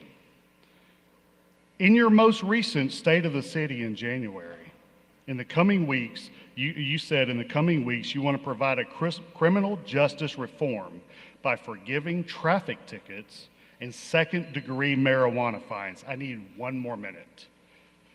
When I first met you in Raymond Grady, fun fact, with Doug Singleton, we had the YMCA youth football, and I said to myself, man, he's a nice guy. I like it. You are a very nice person, Mr. Mayor. But for this city, we don't need nice. We need a dog to handle these thugs on our streets.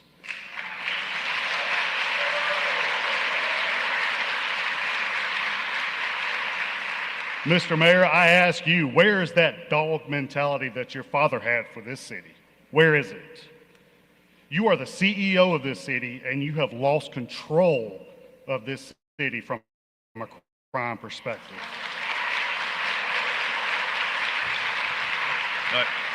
In any organization or program where the CEO has lost control of the area of their responsibility, the good CEOs step down because they're just not cut out for the job. So I'll leave with these 3 bullet points. We would like, by the next city council meeting, we want to know the results of the details of the full investigation to the chief of police. By the next city council meeting, we want a plan to replace the current chief of police. And the third one, by the next city council meeting, we want a public statement from the mayor and the city council publicly stating their full support for both our police department and the use of appropriate force in maintaining law and order in Montgomery. Thank you, Mr. McCormick. I'll leave you with this. In this is a case of bullet casings from Stivers Ford, bullet casings that he has picked up over the last 8 months. Here. Thank you, Mr. McCormick. That's Bullet your time. casings. Thank you, sir. Yeah, folks, that was Keith McCormick just spoke there, and shaking the bullet casings there at the end. Oh, strong case he's making. Yep. And he wasn't alone. I could spend the whole show playing folks that got him spoke. But here, the show here must go on. First, though, this part of the program brought to you by River Region Contracting. And again, Eddie, another place that you have used that has helped you out in a ridiculous way. Oh, yeah, they help me out quite often. Help many of my clients out, especially with the insurance. Right. You know, they'll call me up and say, Eddie, I think I have an insurance claim. Well, I'm not an insurance guy, but I know a roofer, and you're going to need him. And I know a roofer that handles insurance claims, and they have hooked up my clients every single time. Yeah, and here's the deal. If you wait on something like the roof, I got homeowner's insurance, I'm fine. Right. It's like, yeah, but if you let a problem fester for 5, 10, 15 years, the insurance company is going to come back and say you're negligent. We're not paying the claim. Yep. And so here's the beautiful thing. At River Region Contracting, their inspections and estimates are always free. So just for preventative maintenance sake, get it done every year. That's what I say. Through River Region Contracting. Especially here in Alabama. Look at the kind of crazy weather we have. And then to your point, Eddie, their insurance specialists there at River Region Contracting. So they can help you with that insurance company. If they find a problem they might pay for, they can walk you through that claims process, make it an easy and swift experience. So check them out today. That number for River Region Contracting, 356-8635. That's 356-8635. And be sure to tell them, well, heard about them here, that Joey and Eddie from the radio sent you. Want to carry News Talk in your pocket? Download the News Talk 93.1 app from the App Store. Available on iPhone and Android. Never miss a moment. Download now. Come see how you can drive a new Lexus from Lexus of Montgomery today. Drive the new 2024 Lexus ES350, now only $353 a month. Or choose the new 2023 Lexus RZ450E for only $399 a month. You can drive a new Lexus today. Visit Lexus of Montgomery, part of the Sutherland Automotive Group. VIN number RU1770744, $4,995 to assign. VIN number P02044, $3,700 to assign. 36 months, 10K mile lease with approved credit plus tax, tag, title, duck fee.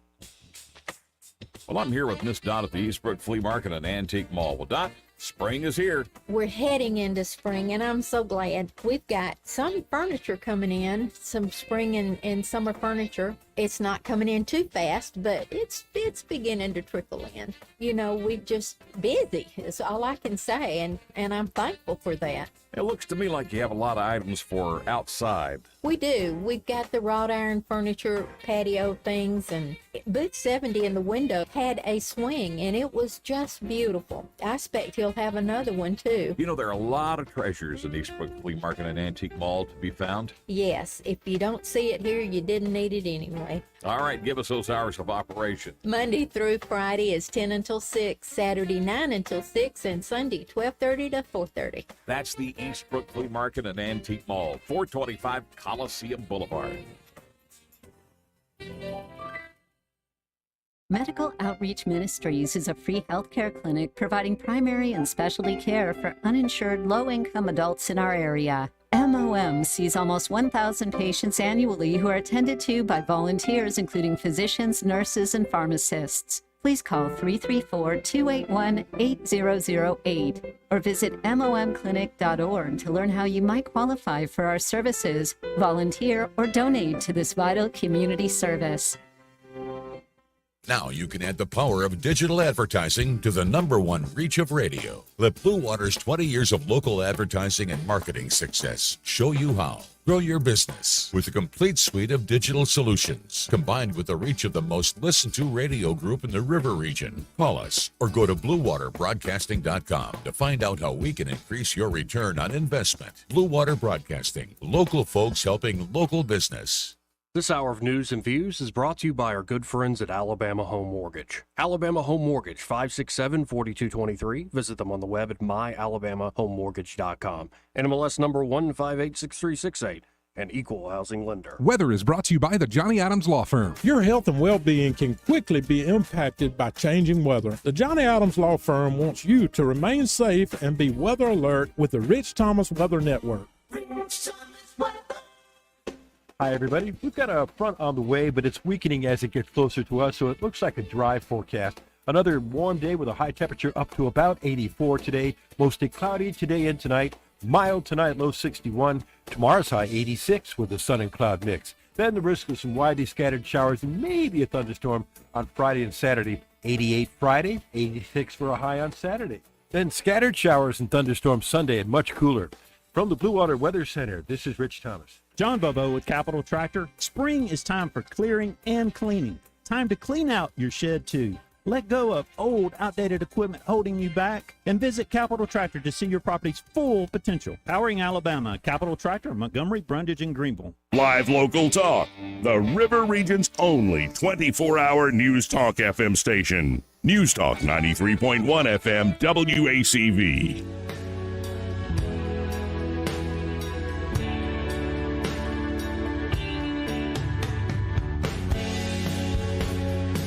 Welcome back to News and Views in the afternoon. I'm your host, Joey Clark, looking up at the TV screen, And it looks like the Mayorkas impeachment trial is actually underway there in the Senate. Begun. Yeah, I didn't know if it would actually begin. I don't think anybody did, really. Here we are. Yeah. Now, do we expect any conviction of Alejandro? No. But you can lay out the case of how crazy the border is right now, Sure. for certain. Just make that many more Americans put their eyes on it. Make them aware. Right, and, I came kicking and screaming to this issue. But especially in the last few years, when you see, like, the direct reports, people go with cameras right to the border and see, look at how many folks are being processed. And it's now, the population's brought in is more than several states at this point. It's like, that's a lot of folks to bring in all in at sight once. until November. Right. And I'm not the guy who's like, oh, I'm mad at Jose because he's working in the kitchen back there at, down on the Gulf and we have a good time. Or, all sorts of folks that are just trying to make a better life. I get that. Why would you come to the United States? Oh, yeah. But when you see, like, Venezuela's crime numbers have dropped to a historic low, I don't think Venezuela all of a sudden solved it themselves. You think they took a page out of Cuba's book back in the day? Right. Just empty out the asylums and empty out the prisons and give them some rafts. Yeah, there's a great clip of Vivek walking the streets of New York, and it was a Colombian expat. And he said, do they not understand? I came to America to escape these cartels and criminal gangs. Y'all are letting them back in, right into New York City. And it's like, yep. A lot of these expats know. They came to America for good reason, and they became a part of this place. So we'll see if this is anything more than political theater. Probably not, but the theater is what drives the conversation. We'll see where that goes exactly. Let's go to Jim on line one. Hey, Jim. Hey, Joey. How you doing? Well, I'll tell you that, Mr. McCormick. Yeah. That was powerful. Mm-hmm. Just playing off that, and I live in Prattville, but I have to go. I'm gonna have to change my route now after yesterday. But I go to Op to visit my daughter. I go down 65, get off at the Southern Boulevard, and then take a left down there at off the ramp and go around to Court Street and go down 331. So yesterday, I'm going down there yesterday morning, and I get down there, and there's these two guys standing down on the corner down there, and I hit the red light, unfortunately. This guy comes, Joey, within 2 feet of my window, screaming at me, waving a cup or something, asking for money, but just acting really strange, right up to my window. Mm-hmm. I will not go that way anymore. That's it. I'm going to go down the Hyundai and cut through it. What if that guy, he could have pulled out a gun and blow my head off? Yep. Mm-hmm. Why do they allow that? I mean, I was very worried at that time because I was the first car and I couldn't go anywhere. I almost felt like running the red light to get away. Well, and it's such a serious possible thing that people don't need much. You don't need big odds that you're going to get shot or in a terrible situation. You just need a little bit. As soon as that number goes up 1%, 1%, 2%, 3%, you're like, why even risk that 3% chance? And the fact that there are so many folks that tolerate that, especially when I think about bigger cities in this country, it's just, it's absolutely insane. Yeah, and one more thing. I read a lot of the comments in that meeting. Mr. Jenwright needs to retire. That man's been there too long. I can't believe the comments he made. Yeah. So, anyways, I hope they can get it straightened out. But man, they're in a predicament. Here, the chief of police is under investigation. I mean, the chief's on leave for reasons they won't officially say. We Yeah. suspect we know the reason. Right, which is ridiculous by itself. We as a citizens who pay that man's salary, all these people's Right. salaries, Yeah. deserve something more than I'll tell you when I feel like you need to know. Renee Helton, who we interviewed, is there We truth to her story? Is it other things that came up? Like, Well, and it's maybe just there's more than one. mess. Yeah, right. I'm sure Steve, or your caller there, you know what I'm talking about. Sure. He's probably got some stories to tell, but I don't think he'd do that. But what a mess. And it's really ironic. The city of Mobile's in the same predicament. Their police chief just got the boot. I mean, good Lord. But, he mentioned all the thousands of people left Montgomery. Yeah. After this incident, there's going to be a whole lot more. Right. And this is the problem. We don't need to get into a death spiral, but, only thing citizens can do is speak out. And, we just had an election, just reelected the mayor. So we made our choice already in that regard. But I appreciate the call, Jim. Really. All right. See you, bro. Again, 272-9228 if you want to get in on the program. This part of News and Views in the Afternoon brought to you by Alabama Home Mortgage. And there at Alabama Home Mortgage, Kim Williams and her team, especially the lovely and talented Madeline Cannon, they can help you whether you're looking to buy or refinance that home of yours. Especially if you're a first-time home buyer, they can walk you through that complete buying process from pre-approval all the way to closing day. And, not all pre-approvals are created equally. Correct, Joey. There are some shops that give you pre-approval, but it's not worth much. When you deal with Alabama Home Mortgage, you're going to have sellers that go, wait, Alabama Home Mortgage? Like, yeah, okay, you're definitely set. Well, they know that you're a local lender, and they know that you're serious. Right. Well, and that's the great thing about Alabama Home Mortgage. They really are local folks, and they'll actually sit down, get to know you, your goals in owning a home, or maybe you are looking to refinance to unload some credit card debt off your back, or any sort of debt that you might need to consolidate, or it could be you just want to reinvest in your home, your property, your family. Maybe that kid just graduated, going off to a new city. You want to help them out. All sorts of reasons, but this is money you built up in your home, value you built up. You can use it for what you wish, and Alabama Home Mortgage can get you the best possible deal. So call them today. That's 567-4223, 567-4223. Or you can always apply online at myalabamahomemortgage.com. There is a difference in mortgage companies. Let Kim and Madeline prove that to you today. Hopefully we'll have Michael Cohen with Cohen's Electronics and Appliances after this quick break. He may not know whether he's coming or going, but whether you're going to work or coming home, Greg Budell is there. Mornings 6 till 9 and afternoons 3 till 6. Only on News Talk 93.1 FM WACV. When your tax refund comes, put it on the floor and walk on it. Revitalize the look and feel of your home with new floors from Prattville Carpet. With faster and better service than the big box stores and luxury vinyl planks starting as low as $4.99 per square foot. You'll enjoy that tax refund turned flooring every single day. Hi, I'm Ray Bowles from Prattville Carpet. If you're looking for waterproof carpet, hardwood, laminate, vinyl plank, or ceramic tile, call us today for your free measurement. Dial 285-8117 or visit PrattvilleCarpet.com. Prattville Carpet, we're more than just carpet. This hour of News and Views is brought to you by our good friends at Alabama Home Mortgage. Alabama Home Mortgage, 567-4223. Visit them on the web at myalabamahomemortgage.com. NMLS number 1586368. An equal housing lender. On FM, on your smartphone, and online, the River Region's most trusted voice. News Talk 93.1 FM WACV.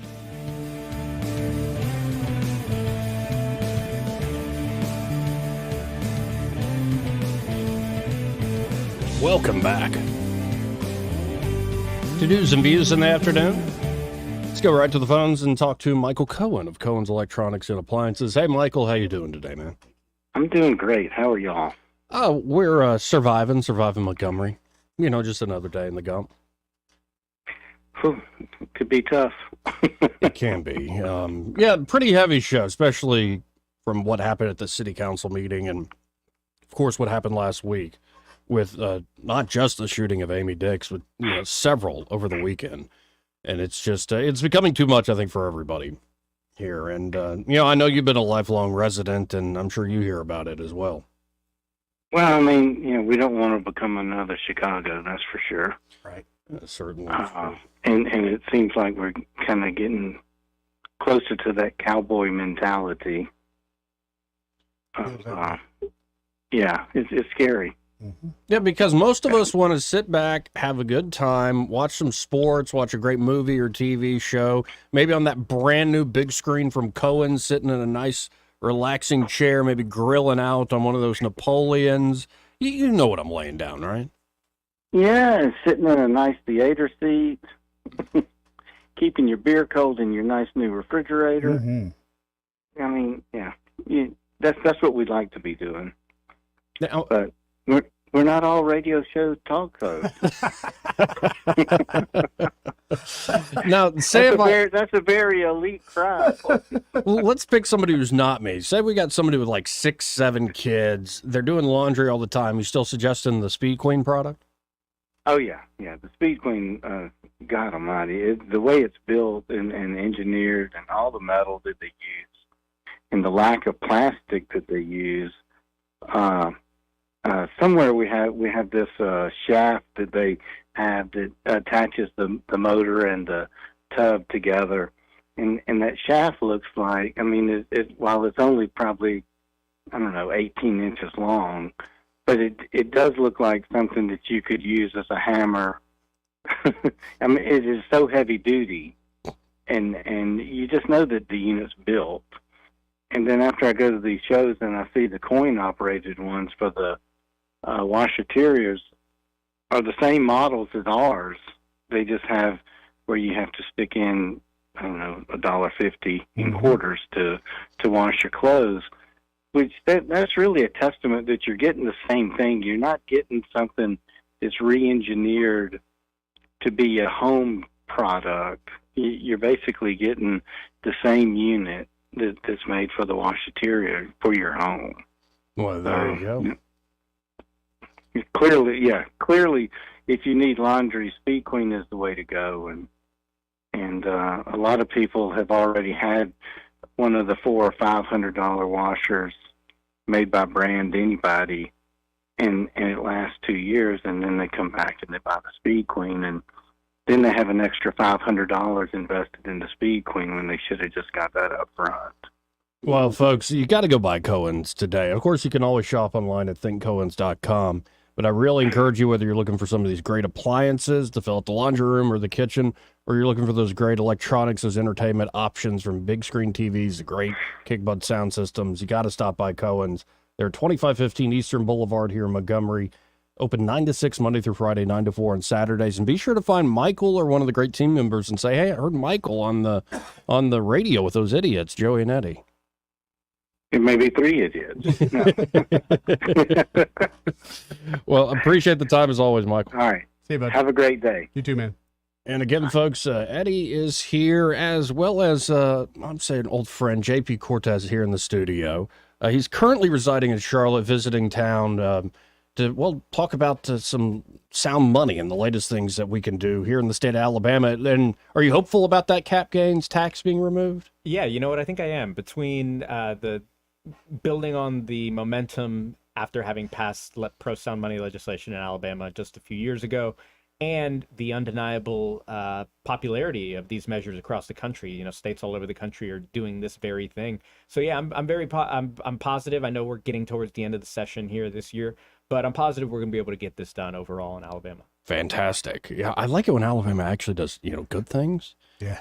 And I was a little worried when Andrew Sorrell became the auditor and he was no longer there in the legislature, but his influence still continues and the legacy still continues. A lot of great new representatives there in the State House. I never thought I'd say that about Goat Hill. I always used to think those creepy, Baphomet in the basement, drinking free liquor. Just go back down there.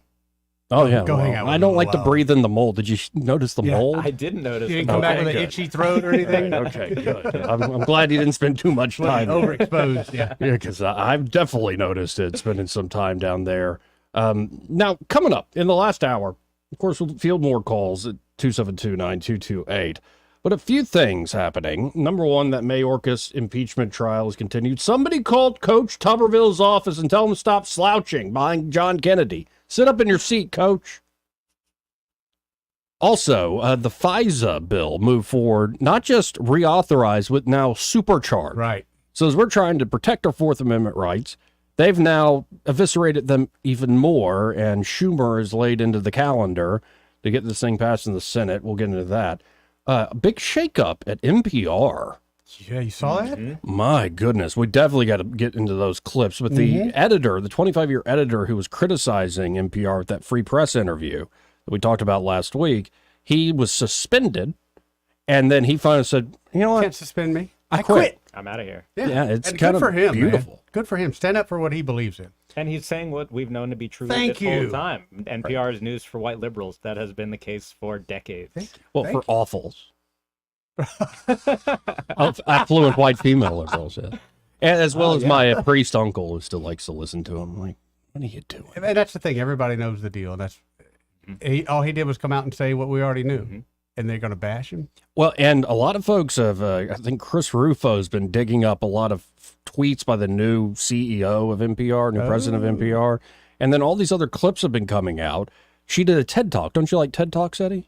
Some of them are good. Some of them. Yeah, we've been teaching Eddie about gender, queer theory, and all sorts of stuff through TED Talks. How's it sticking? Well, it's not as going as well as other people would like for it to be honest. Yeah. Wait until I get into fat studies. I think you'll pay attention then. Dude, I am a fat study. Yeah, you're going to engage in fat bodybuilding? I thought you guys were going to study me. In fat study. Look how healthy I am. And on that disgusting note, one of us is fatter than the other, Joey. We'll be right back. From the Riverside Chevrolet Master Control Center, this is WACV Cusada, News Talk 93.1 FM. When it's Chevy, it's Riverside. With SRN News, I'm John Scott. On Capitol Hill, the Senate has opened the impeachment trial of Homeland Security Secretary Alejandro Mayorkas over his handling of the U.S.-Mexico border. Senators have been sworn in as jurors. Democrats say they want to end the trial before arguments even begin. French President Emmanuel Macron is urging his European Union counterparts to ramp up sanctions against Iran. Concern is growing over Tehran's unprecedented attack on Israel, that it could fuel a wider war in the Middle East. The ongoing war between Russia and Ukraine. That's also high on the agenda, with Ukrainian President Volodymyr Zelensky joining online. That meeting is in Brussels. The Dow ahead 16 points, but the Nasdaq losing 115. This is SRN News. Life insurance. Why are you putting it off? Can't afford it? Too much hassle? Think you don't need it? There's lots of excuses for putting off life insurance. But if you weren't there, who would pay the mortgage and other bills? With Ethos, you could be covered in 10 minutes and boom, family protected. Ethos, fast and easy online term life insurance. Up to $2 million in coverage with no medical exam. Some policies as low as $1 a day. Answer a few health questions and get your free quote at getethos.com. That's getethos.com. Tired of hearing scary radio ads about the IRS? Tax Relief Advocates is different. TRA is here to tell you that if you owe money to the IRS, whether it's $5,000 or $500,000, we have a solution. TRA can eliminate or reduce what you owe to the IRS with zero risk to you. If we can't reduce your tax debt, then you pay nothing. We have over 1,000 5-star reviews on Google and an A+ with a BBB. End your tax nightmare today by visiting TRA.com or call 800-275-3490. That's 800-275-3490. The Rich Thomas Weather Network, brought to you by Montgomery Paint and Body. From a little fender bender to total body repair, MPB will fix it good as new, maybe better. For over 35 years, the Turner family has been getting you back on the road. Call 279-7325. Hi, everybody. We've got a front on the way, but it's weakening as it gets closer to us, so it looks like a dry forecast. Another warm day with a high temperature up to about 84 today. Mostly cloudy today and tonight. Mild tonight, low 61. Tomorrow's high 86 with a sun and cloud mix. Then the risk of some widely scattered showers and maybe a thunderstorm on Friday and Saturday. 88 Friday, 86 for a high on Saturday. Then scattered showers and thunderstorms Sunday and much cooler. From the Blue Water Weather Center, this is Rich Thomas. For the lowest prices around on flooring and DIY flooring installation supplies, Budget Floors and More is your new best friend. Luxury vinyl plank, carpet, ceramic tile, floor installation supplies, and more with prices lower than the big box stores. Budget Floors and More, Hunter Lane across from Del Rey to Publix. 1819 News. The Alabama House has delayed a vote on a bill that would raise the state's internet sales tax. HB 258 is being proposed by state lawmaker Chris England, and it matches the internet sales tax to that which is placed on retailers with brick and mortar businesses here in Alabama. The tax bill that was offered by state lawmaker Joe Lovern did pass with a unanimous vote. That bill created a one-day sales tax holiday on items used for camping and fishing. However, that bill from Lovern cannot go into effect without the passage of England's bill. Members in the state Senate are indicating that if both bills come to them, the increase in online sales tax will not be well received. I'll be back with more Alabama stories after this. Are you enjoying 1819 News? If so, consider joining 1819 News as a member. As a nonprofit news organization, we depend on the support of Alabamians like you. Memberships start out as little as $5 a month, and you'll get access to exclusive content only offered to our members. You'll be supporting independent journalism done by people who cherish Alabama values. Become a member today by visiting 1819news.com and clicking Become a Member. That's 1819news.com and click Become a Member today. And the Alabama Senate did pass a bill that withholds economic incentives from companies that allow for unionization but do not allow for a secret ballot election on that decision. The bill's sponsor, State Senator Arthur Orr, says the legislation does not prevent any effort for a company to unionize. It just requires that workers voting on the matter have the privacy of a secret ballot. The bill now heads over to the Alabama House. Well, there is a new music festival coming to North Alabama. The Huntsville Music Office is planning this event for the fall of this year. The new event will be called the South Star Music Festival and will occur at John Hunt Park. The South Star Music Festival is planning to have 20 to 25 acts perform over the 2-day time span. I'm Andrea Tice. For more news affecting Alabamians, go to 1819news.com. And while you're there, subscribe to the daily newsletter. This hour of News and Views is brought to you by our good friends at Cole Plumbing, 279-8919. Cole Plumbing is number one in the number two business. You don't have to dig a hole. They have proprietary pipelining technology. Ask them about their tankless water heaters. Remember, when you have trouble with your bowl, call on Cole. Looking for surplus or even new steel products? Look no further. At Southern Steel, they are your premier steel dealer to help you save big without compromising on quality.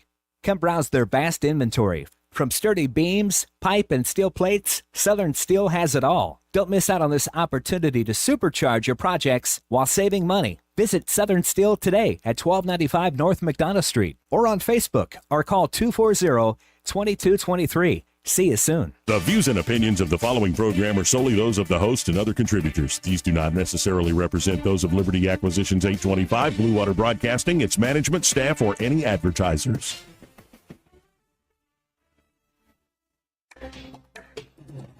It's time for Montgomery's conversational radio show. It's News and Views on News Talk 93.1 FM. To join the conversation, call 272-9228.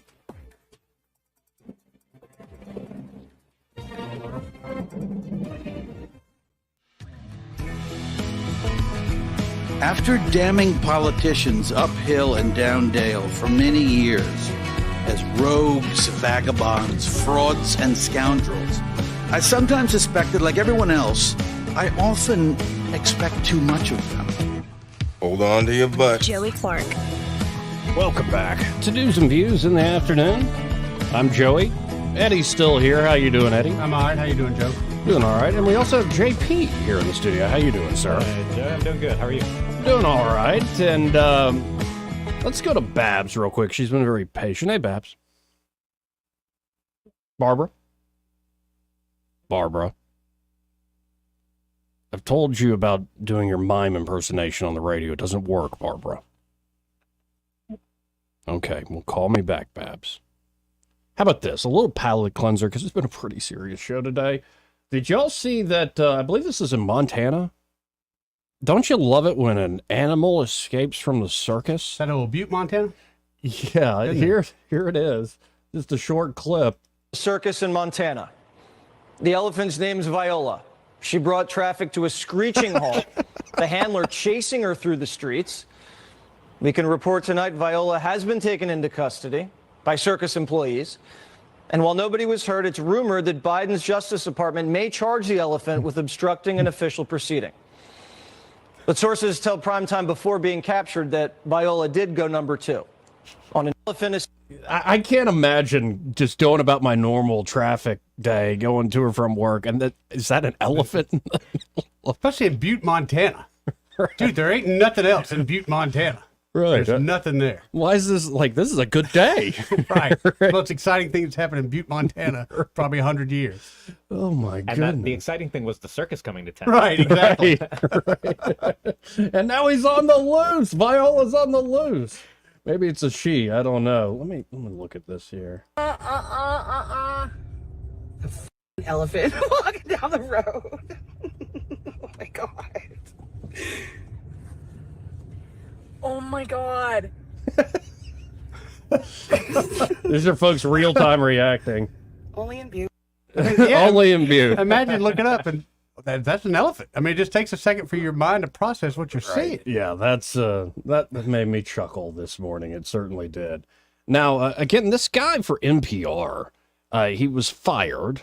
Well, he was put on suspension or whatever, and he's signing like, you know what, I quit. They were trying to give him correction. I'm not even going to entertain this at all. And I think his statement said something to the effect of, you know, my suspension or this CEO that has come out and said these things are a perfect embodiment of what my original essay spoke about. This bias that exists. This person is that bias embodied, and I can't work for someone who would believe these things, who act this way, and yeah. Well, and I'm looking at Yuri Berliner's his name. I'm looking at his Twitter page. He says, "Here's my resignation letter." To JP's point, quote, "I am resigning from NPR, a great American institution where I've worked for 25 years. I don't support calls to defund NPR." Come on, Uri. Cut a little bit, man. "I respect the integrity of my colleagues and wish for NPR to thrive and do important journalism, but I cannot work in a newsroom where I am disparaged by a new CEO whose divisive views confirm the very problems at NPR I cited in my Free Press essay." Exactly right. So let's go to that NPR CEO. Okay.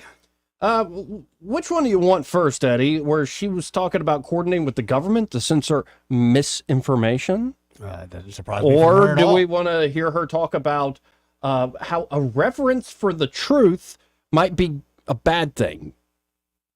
Let's go with that one.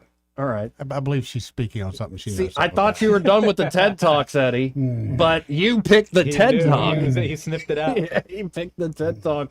So let's listen in. What's her name? Catherine Mayer. Waste of money. She's the new CEO of NPR, folks. Let's listen into her and her TED Talk. But what about the hard things, the places where we are prone to disagreement, say politics and religion? Well, as it turns out, not only does Wikipedia's model work there, it actually works really well. Yeah. Because in our normal lives, these contentious conversations tend to erupt over disagreement about what the truth actually is. Okay. But the people who write these articles, they're not focused on the truth. They're focused on something else, which is the best of what we can know right now. And after 7 years of working with these brilliant folks, I've come to believe that they are. Hold on, because we're all looking at each other like, huh? Right. Like a bulldog cheeseburger? Like what? So wait, we're not focused on the truth with the Wikipedia article. We're focused on just what we know right now. The best we can know. The best we can know right now. Try to keep these hard conversations from happening. So that doesn't have a. I mean, she mean truth like a capital T truth, like the gospel sort of thing. I got a feeling no. Well, maybe we just need to hear her out. We're being judgmental here. Let's let the broad speak. That perhaps for our most tricky disagreements, seeking the truth and seeking to convince others of the truth might not be the right place to start. In fact, our reverence for the truth might be a distraction that's getting in the way of finding common ground and getting things done. What? Now, that is not to say that the truth doesn't exist. Sure, right. Nor is it to say that the truth isn't important. Clearly, the search for the truth has led us to do great things, to learn great things. Right. But I think if I were to really ask you to think about this, one of the things that we could all acknowledge is that part of the reason we have such glorious chronicles to the human experience in all forms of culture is because we acknowledge there are many different truths. And so in the spirit of that, I'm certain that the truth exists for you. And probably for the person sitting next to you. Oh, no. But this may not be the same truth. This is because the truth of the matter is very often, for many people, what happens when we merge facts about the world with our beliefs about the world. So we all have different truths. They're based on things like where we come from, how we were raised, and how other people perceive us. Oh, so it's all just conditional and part of your collective identity. Before she goes to bed, she takes her skin suit off. Yeah? That's not a nice thing to say. That's not a real person underneath there. It's this strange collection of postmodernist and Kantian universalist ideas that, there's no reverence or real idea that the truth exists, right? It's all relative. But we know, Joey, you are a studied student in philosophy and a lot of these political theories, kind of this idea that this universalism, or that there is no truth. So we're in this like postmodernist thinking, and it creates, for someone, I believe her background is with the wiki machine, yes. Wikimedia, Wiki Commons, whichever wiki machine she's a part of, and she speaks on here about the model they use, and that model, as I'm sure you know, right? Jimmy Wales, the guy who founded Wiki. This is a Hayekian model of knowledge, right? The idea that knowledge isn't centralized; it's dispersed decentralized throughout all of society, and it's the collection of this knowledge, and that's ultimately how we find truth. But this person and people like her believe that the misinformation czar is an important role, and that the truth is what the government or the powers that be say it is. It's the truth as defined by edict. Yeah, and they wrap it in the language of cooperation and consensus, but truth isn't just consensus. In fact, there have been many times where people have died for the truth when everybody else agreed they were wrong, but actually they were quite right.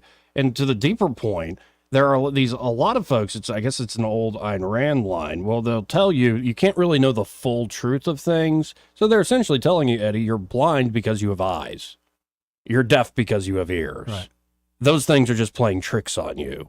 And if you just lean into how we want to define our life experience and these different things, then we might be able to mesh our many different truths into some authoritative consensus that then we're going to tamp down from the top down. Well, it's just a simple thing. I see it as them trying to instill doubt into what I already know is fact.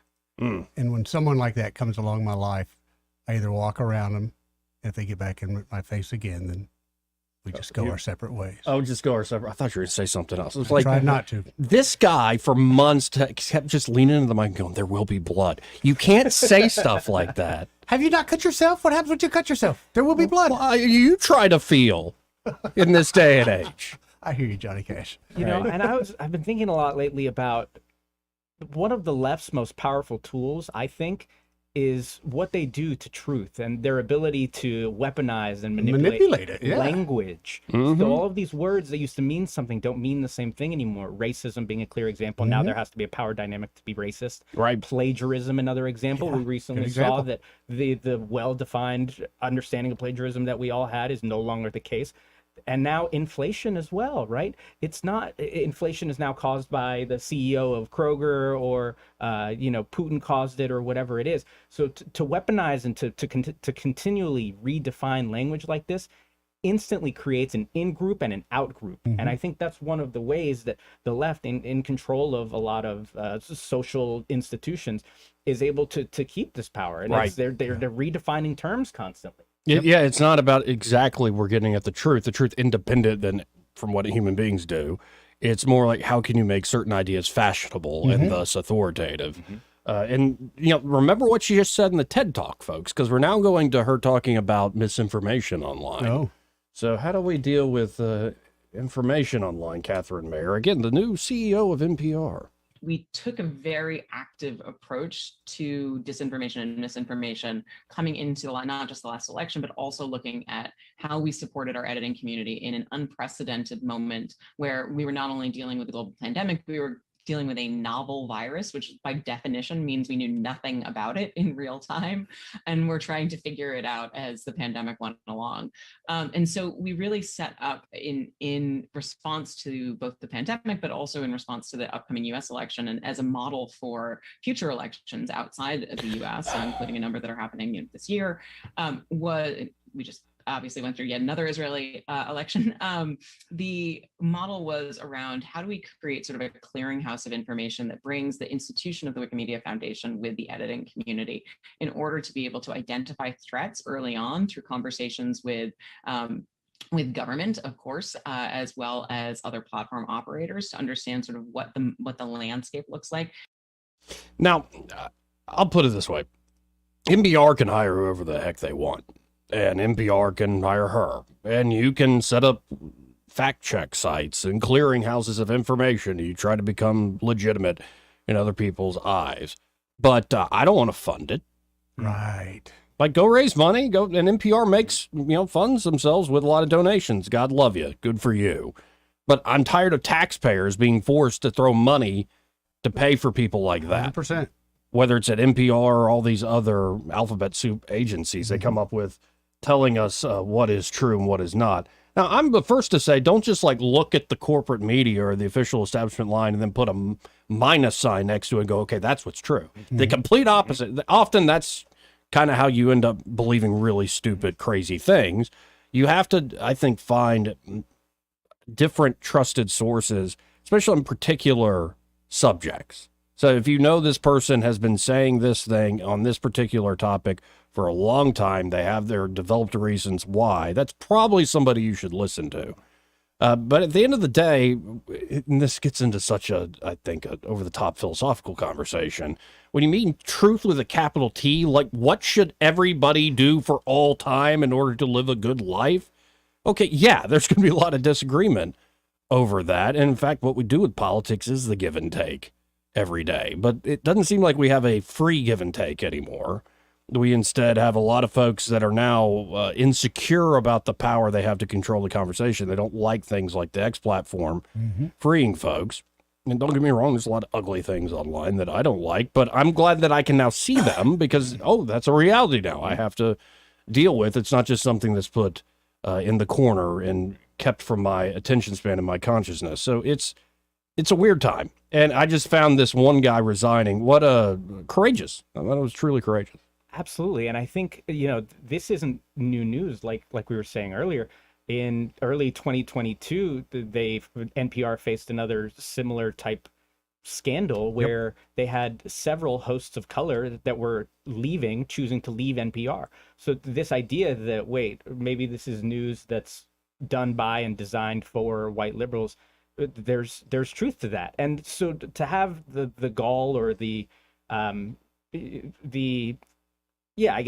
gall to come on TV or to make media statements about how the NPR and these other corporate entities are at the height or at the forefront of disinformation policing, when these corporate entities, NPR included, are the biggest purveyors of disinformation that exist in the United States, right? And it's everything from the Hunter Biden to the laptop to these ideas or lies that get us to march into wars that we shouldn't be fighting in. And these are in many cases wars of choice because America hasn't actually fought to defend itself in a long time.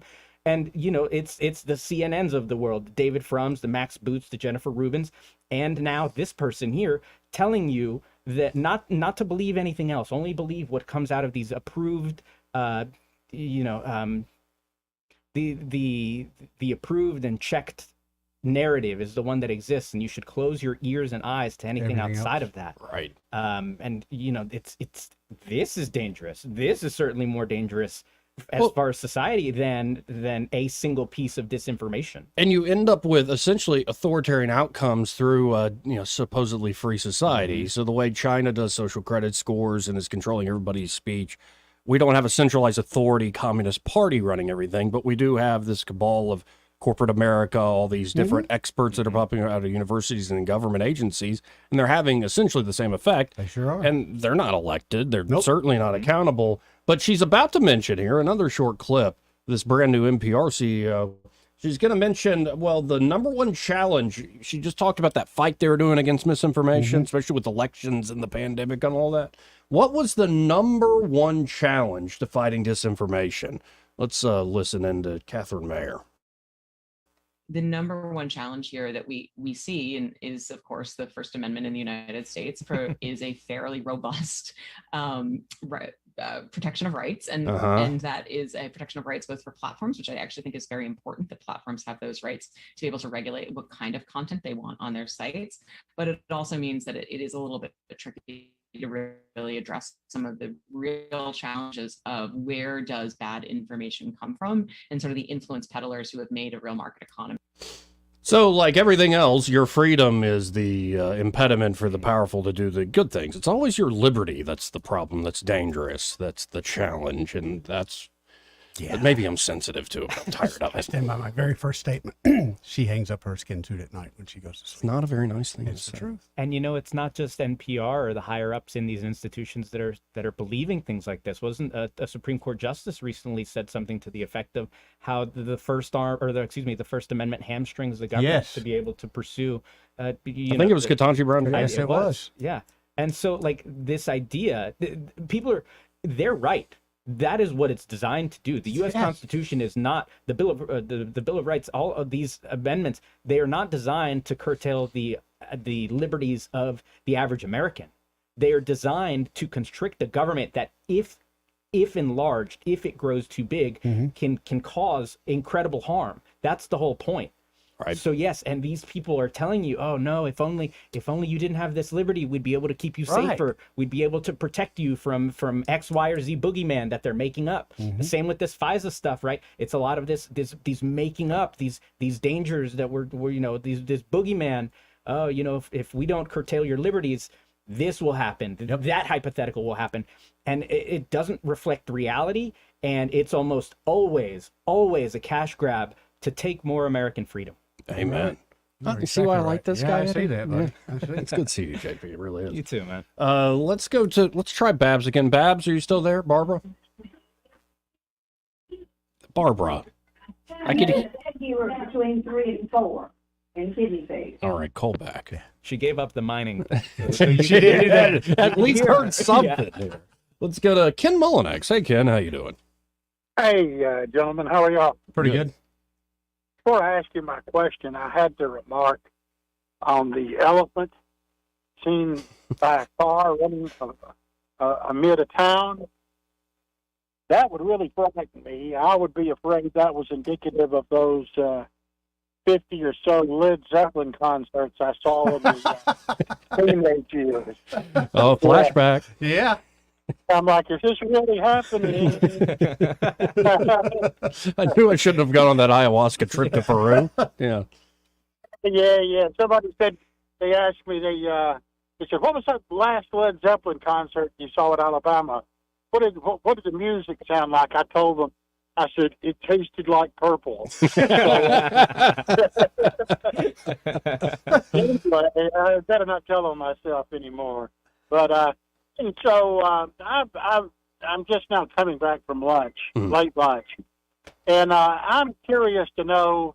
I figured figures would win. That didn't surprise me. All right. But Dick Brubaker is getting smacked in the face. Tell me, how do you reckon that happened? What was behind that? And give me some of your. I know you've probably been talking about it a million times, but. What happened, gentlemen? Well, I'm leaning on Jeff Poor here because Mobile is more his stomping grounds. We started the show with him. And he said Caroline Dobson did everything in her power to show she's part of that sort of community. And I think what happened is she essentially cleaned up in all the other rural counties and also the other major population center, Mobile. Whereas, Dick Brubaker is pretty strong here in Montgomery because how well everybody knows him. Right. But I think it was he got outworked, and she had a pretty effective message. I'll put it that way.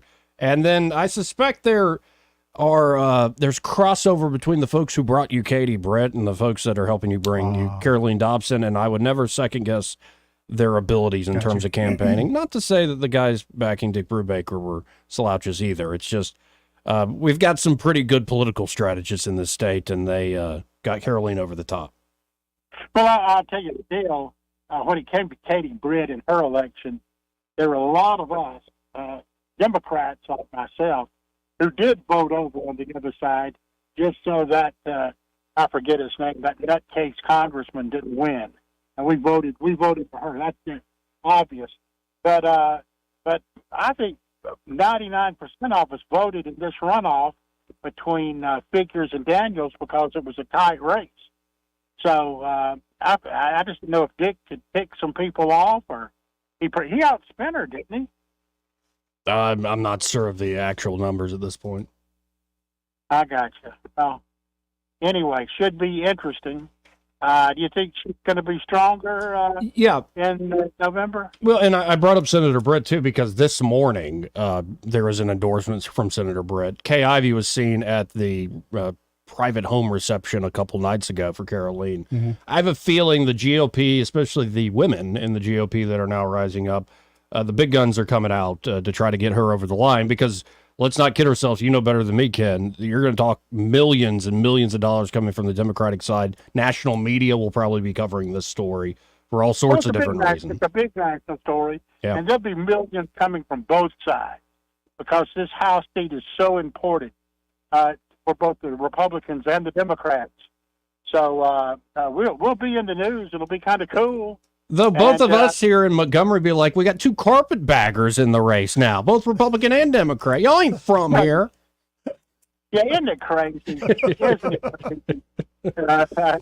Yeah, back in the day, right? You needed to live in the area that you are running, and before Reagan, you couldn't be divorced.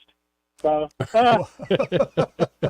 crazy. Well, I just want to thank Saint Ronald Reagan for that, because if not for you, Ronnie, they would have never let me get near the White House. You know, that thing was stormy. Well, I'm stuck in... Anyway, appreciate it, Ken. Thank you, sir. Hi, gentlemen. See you, Ken.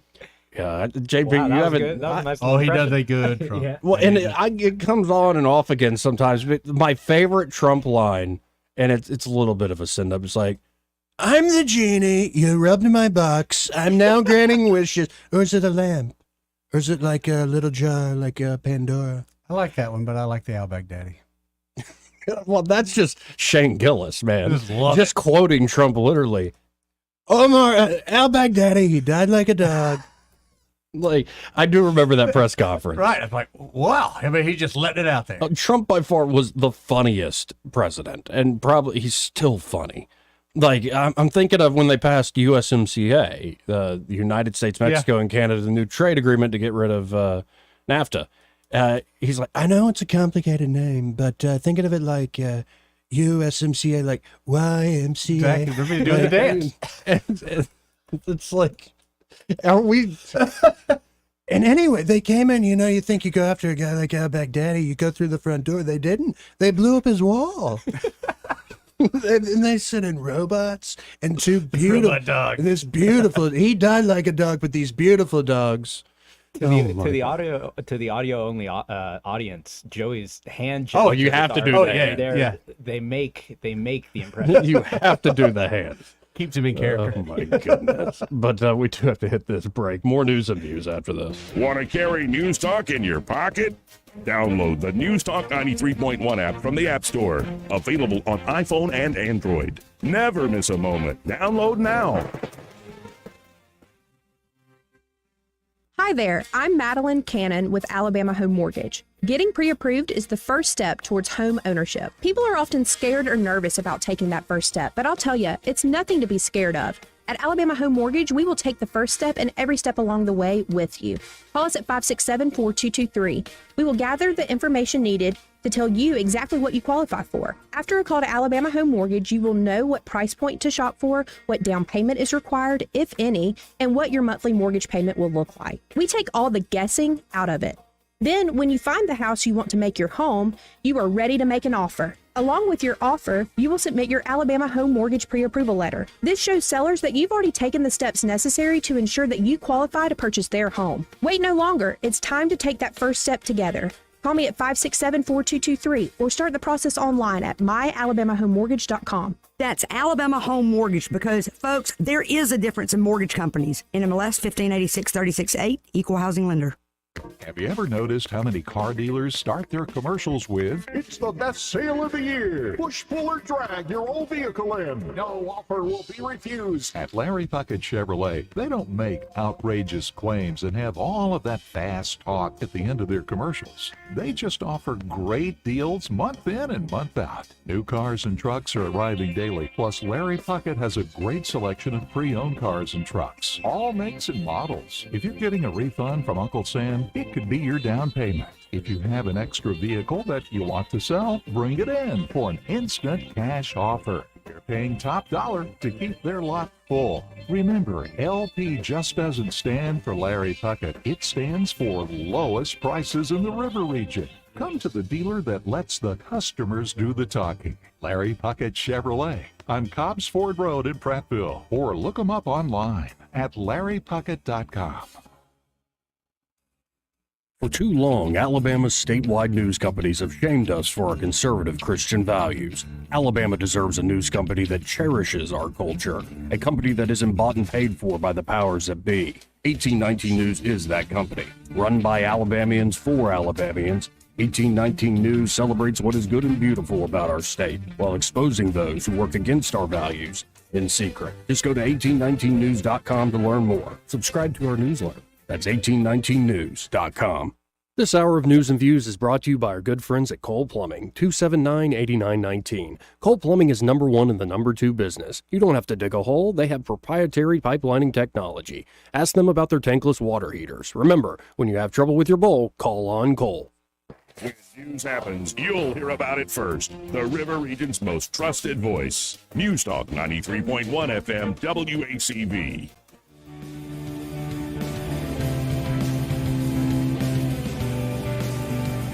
This is how you conduct yourself in a democracy? Joey Clark. Welcome back to News and Views in the afternoon. I'm your host, Joey Clark. We also have Eddie Bader in the house, as well as JP Cortez. Who's that on TV? That judge, whatever her name was? Janine? Janine, thank you. Could not. You got a thing for Judge Janine? No, I thought she was going to say something about Trump right then, but they wouldn't see this young girl instead. Yeah. Trump trial's over for the day. Okay. Jury selection resumes tomorrow in the Trump trial. I think of all these cases they're bringing against him, this is the one. It's like, if you throw Trump in jail over this one, we are going to have, like, this country fall apart. Like, that's just absurd. But, I mean, I think he's handling it fine. I think it's helping him. I think he even come out and said it again. Hey, the more you throw this crap at me, I don't know if you guys have seen, but the polls look like making me better, making me stronger. But now I want to go to, this big fight over the reauthorization of FISA 702. For those who don't know, it's the Foreign Intelligence Surveillance Act. And the FISA Act has long created this FISA court, where if you want to essentially use our electronic spying surveillance capabilities, you have to go get a warrant from a secret court. But what's been happening is, say some intelligence agent will go and they'll get the warrant, and they'll spy on some foreign interest. And then in the midst of doing that, they collect all this other information on Americans.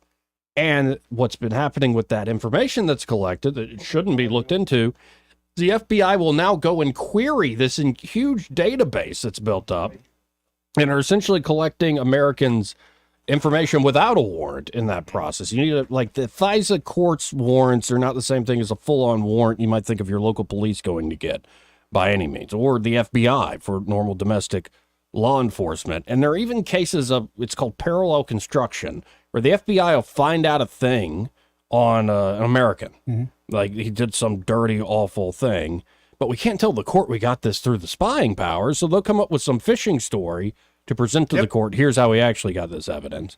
And it's stuff like that that is going to be incredibly abused. And then on top of that, look what happened to Trump.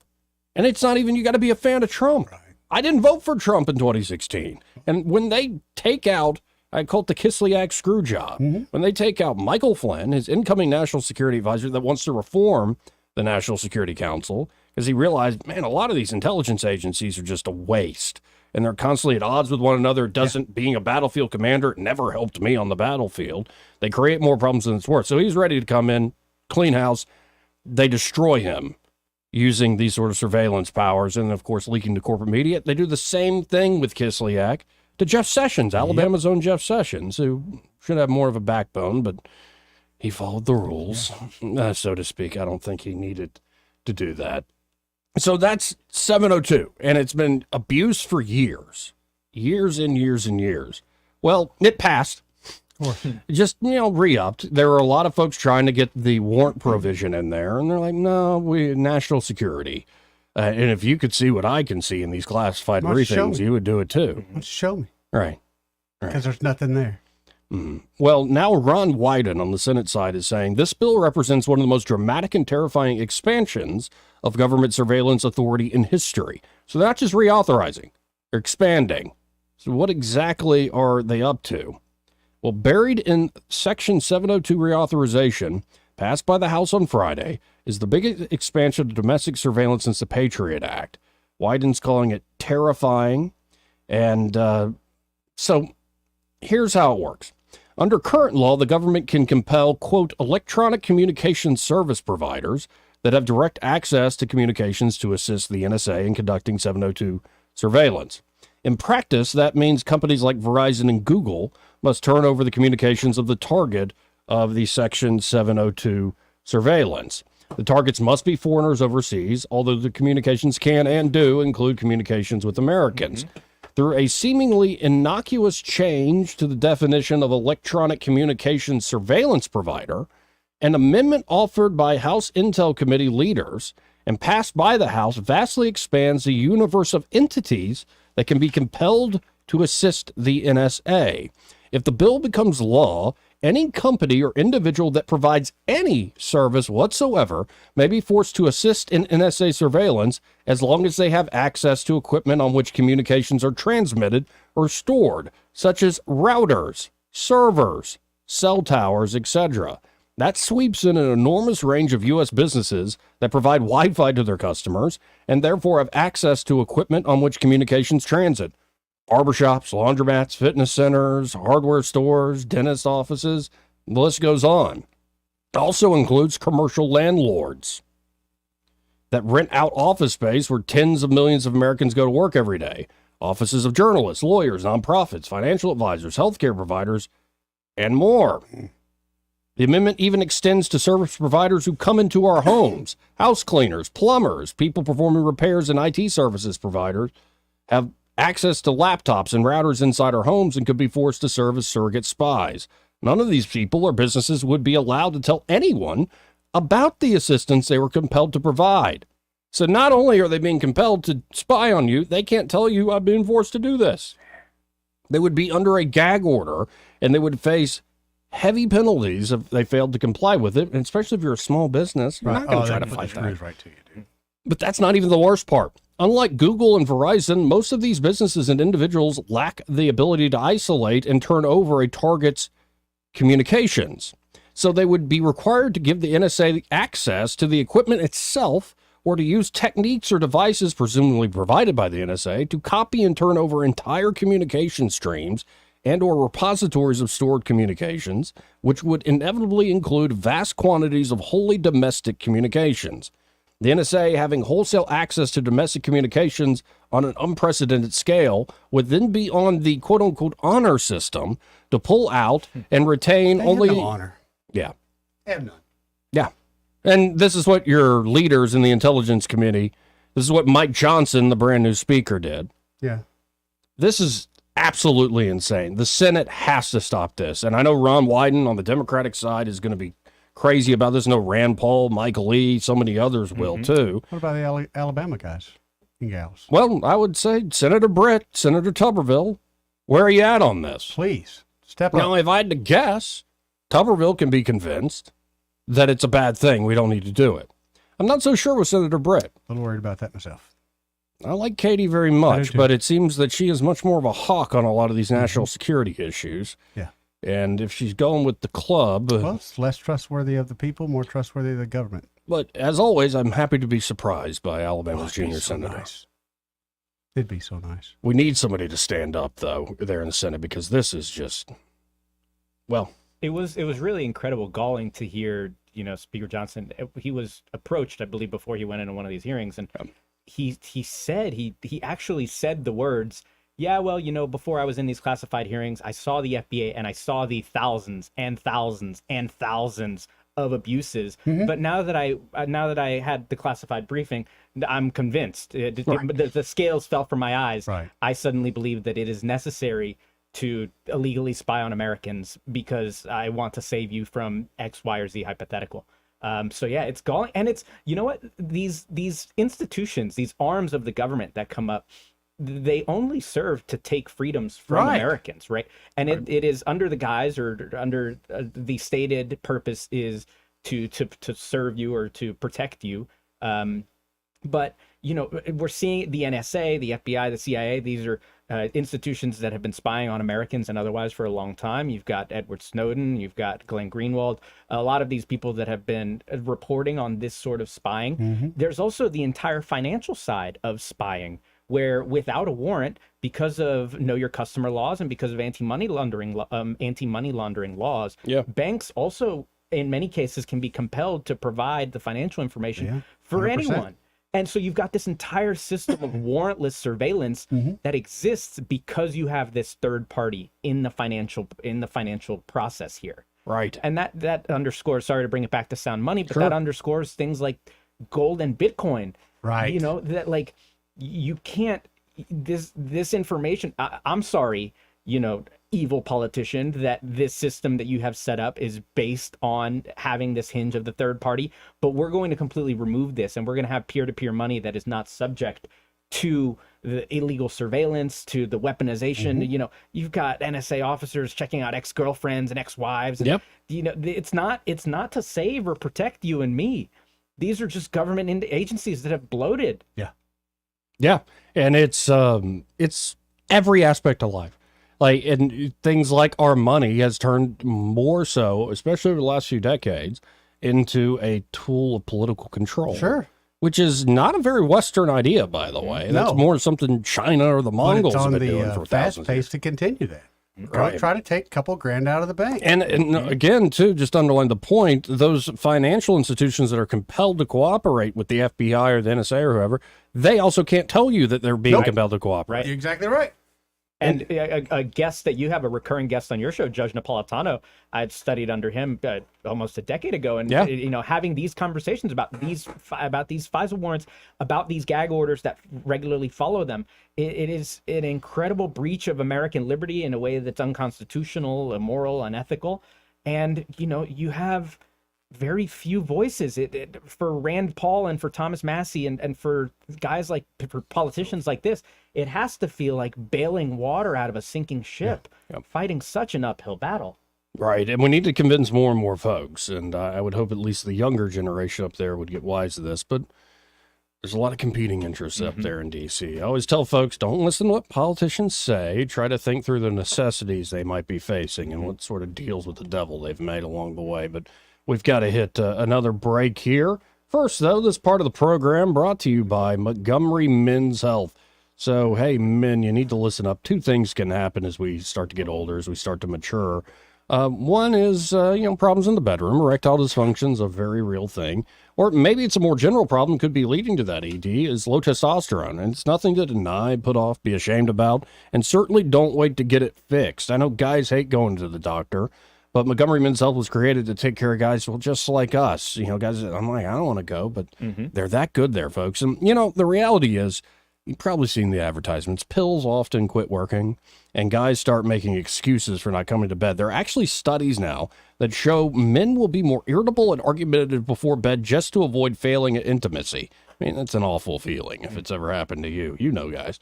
So here's the deal. If you're lacking motivation, energy, and drive, including a decrease in sex drive, seeing a loss of muscle mass and unwanted weight gain, knowing whether you have low testosterone is huge in combating some of these issues. And the Montgomery Men's Health folks, well, they'll conduct a testosterone-focused lab workup plus a consultation for only $99. And they have low T treatments there that can truly change lives. Men can experience higher energy, better gains in the gym. Brother. That's right, brother. Better mental clarity, improved sleep patterns, a faster metabolism, you usually even notice an increased libido. There ain't nothing wrong with that. Nothing wrong with that at all. Right. Yeah, but when you say it, it makes me... You can actually book the same day that you call. Guys, it's time to feel amazing and hit your goals this year. That number, 440-3663. That's 440-3663. Or go to MontgomeryMansell.com to book your appointment today. He may not know whether he's coming or going, but whether you're going to work or coming home, Greg Budell is there. Mornings 6 till 9 and afternoons 3 till 6. Only on News Talk 93.1 FM WACV. The Rich Thomas Weather Network is brought to you by Ernest Financial. If you're tired of losing your money in the stock market, call David Ernest, 334-279-7431. Ernest Financial, LLC. Hi, everybody. We have a dry forecast for now, but changes on the way as we get closer to the weekend. Tonight, mostly cloudy, mild, overnight low 61. Tomorrow's high 86 with a sun and cloud mix for Thursday. Then the risk of widely scattered showers, maybe a thunderstorm on Friday and Saturday. 88 Friday, 86 for a high on Saturday. Then scattered showers and thunderstorms, much cooler on Sunday. From the Blue Water Weather Center, this is Rich Thomas. At ASE Credit Union, financing your next adventure is easier than ever with rates as low as 5.25%. Apply online or visit your local branch today. Federally insured by the NCUA, Equal Opportunity Lender. ASE Credit Union, your life, your goals, ASE. Thompson Tractor is the go-to source for a complete range of the best equipment for your next construction project. Thompson Tractor also has the trusted parts and expert service you've come to expect for more than 65 years. All of which keeps your business up and running so you can focus on the work you do. And now is a great time to get the compact equipment you need, because right now, there's financing starting at 0% for 36 months on any Cat compact equipment, including skid steers and mini excavators. These machines don't sit around for long, but no worries. If it's not here, we can pull from one of our other 16 locations in Alabama and Northwest Florida. And hey, if you're not ready to buy, Thompson Rents is here so you can rent what you need. So visit ThompsonTractor.com for all the details and for the location nearest you. Thompson Tractor and Thompson Rents. We're here for you. This hour of News and Views is brought to you by our good friends at Cole Plumbing, 279-8919. Cole Plumbing is number one in the number two business. You don't have to dig a hole. They have proprietary pipelining technology. Ask them about their tankless water heaters. Remember, when you have trouble with your bowl, call on Cole. For 65 years, Guardian Credit Union has been your trusted financial partner. And now we're proud to extend that trust further by introducing Guardian Insurance Services. Whether protecting your home, car, or even your business, we've got the coverage that fits your needs. Our team is here to guide you every step of the way with the personalized service you know and love. Call 334-819-7555 for a free quote today. Guardian Insurance Services, building on 65 years of trust, now safeguarding your future. This hour of News and Views is brought to you by our good friends at Cole Plumbing, 279-8919. Cole Plumbing is number one in the number two business. You don't have to dig a hole. They have proprietary pipelining technology. Ask them about their tankless water heaters. Remember, when you have trouble with your bowl, call on Cole. The premier place the River Region turns to for news, weather, traffic, and opinion. News Talk 93.1 FM WACV.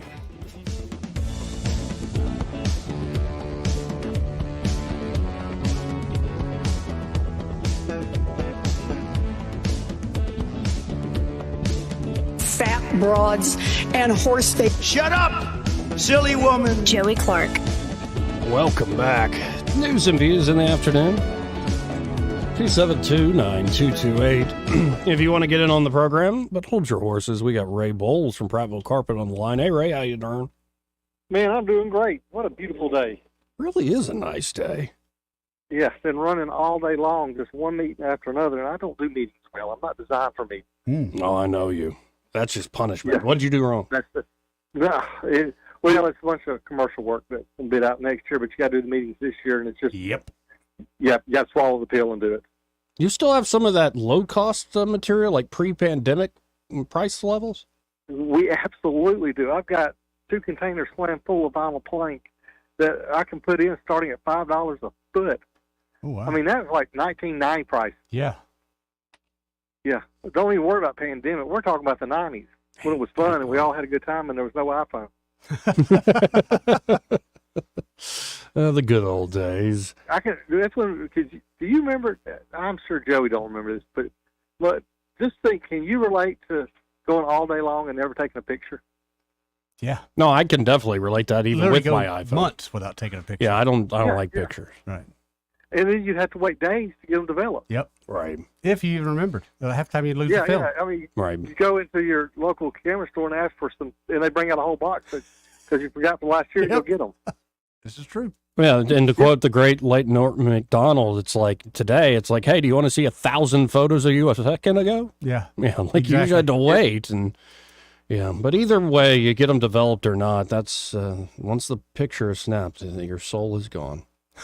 And then, but once you finish letting us put your floors in, you're gonna be taking 1,000 pictures and putting them everywhere. You're gonna be so proud of them. There you go.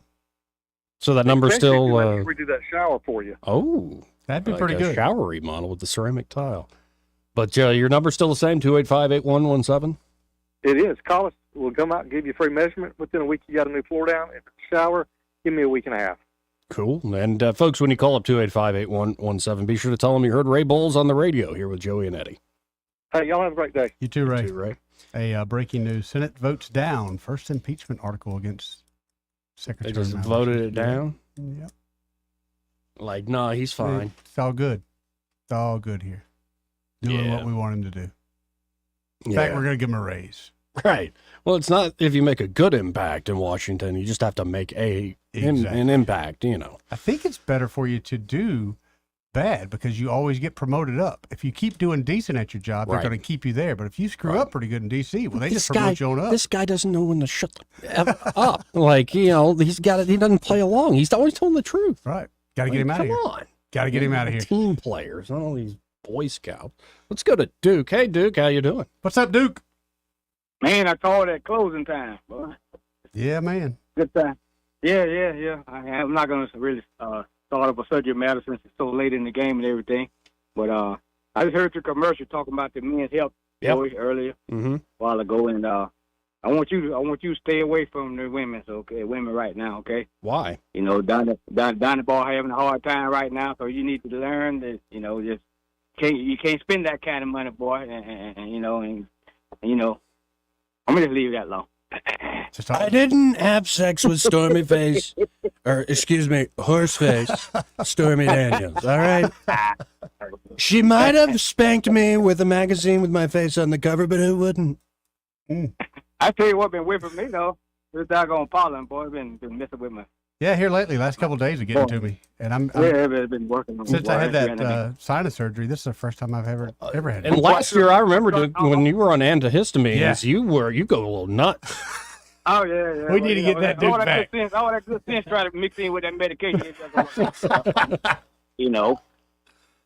So Goodness gracious. But my heart goes out to this family though that was brave enough to show up. Yes, in sir. regards to that young lady, and I wish the other parents had and family member had the courage to speak out about it. That was my thought too. I'm like, why does every time, especially a young person dies, why don't you see the family and the folks showing up in the same way? Agreed. But I want to get a little deeper about it. But we don't have enough time right now. I want to speak about it some other day. But sure, all of us as Montgomeryans and people, period, got to stand up and say, hey, this got to stop. Yeah, right. Right. Regardless of color or whatever. Yep. Don't wait till somebody white gets shot and all of a sudden y'all want to run down to the city hall. Nope.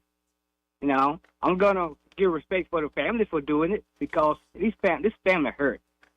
They're hurting right now, okay? They want answers. Mm-hmm. But some of the ones out here throwing a rock and hiding their hand wants to, turn it back when a 5-year-old or somebody else gets shot.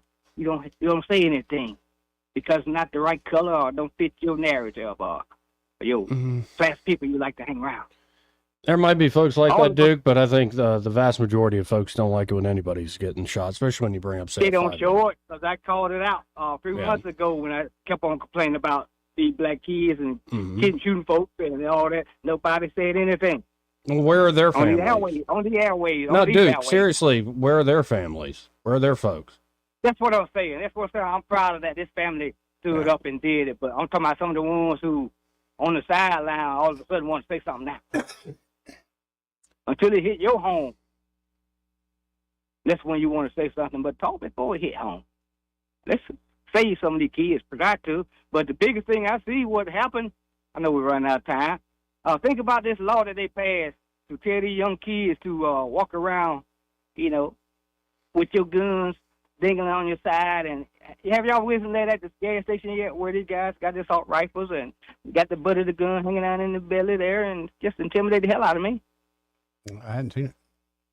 Oh, you haven't seen it yet? No, Keep on going to the gas station. You see it when the summertime come in, when they got their shirts off and got that gun tucked down in there. They're going to spook the hell out of you, dude. Yeah, that ain't good. So that law we passed took that tool away from the sheriff's department. Permit. That helped a little bit. All right. See you, Duke. Thank you, Duke. Try not to get in an argument because we have like 30 seconds left. Don't do that, Duke. Call earlier so we can yell at each other. But JP, great seeing you today, man. It's Good meeting you, man. So good being here. Thank y'all for having me. Next time I come down, the bourbon's on me. All right. Yeah, don't threaten us with a good time. And for folks who want to check out more of the work you're doing, how can they do so? Yeah, please check out soundmoneydefense.org. I'm on Twitter at JPCortez27. I encourage everyone, if they would, to sign up for our mailing list on our website. We ask for email and zip code. We do that so that if there's a legislative battle in your state, we can send you targeted alerts with key members and information and everything you might need. So, yeah, thank you for having me, and soundmoneydefense.org. Appreciate it. And y'all stay tuned. Happy Hour with Greg Vidal. He's next. Broadcasting from the Riverside Chevrolet Master Control Center, this is WACV Cusana News.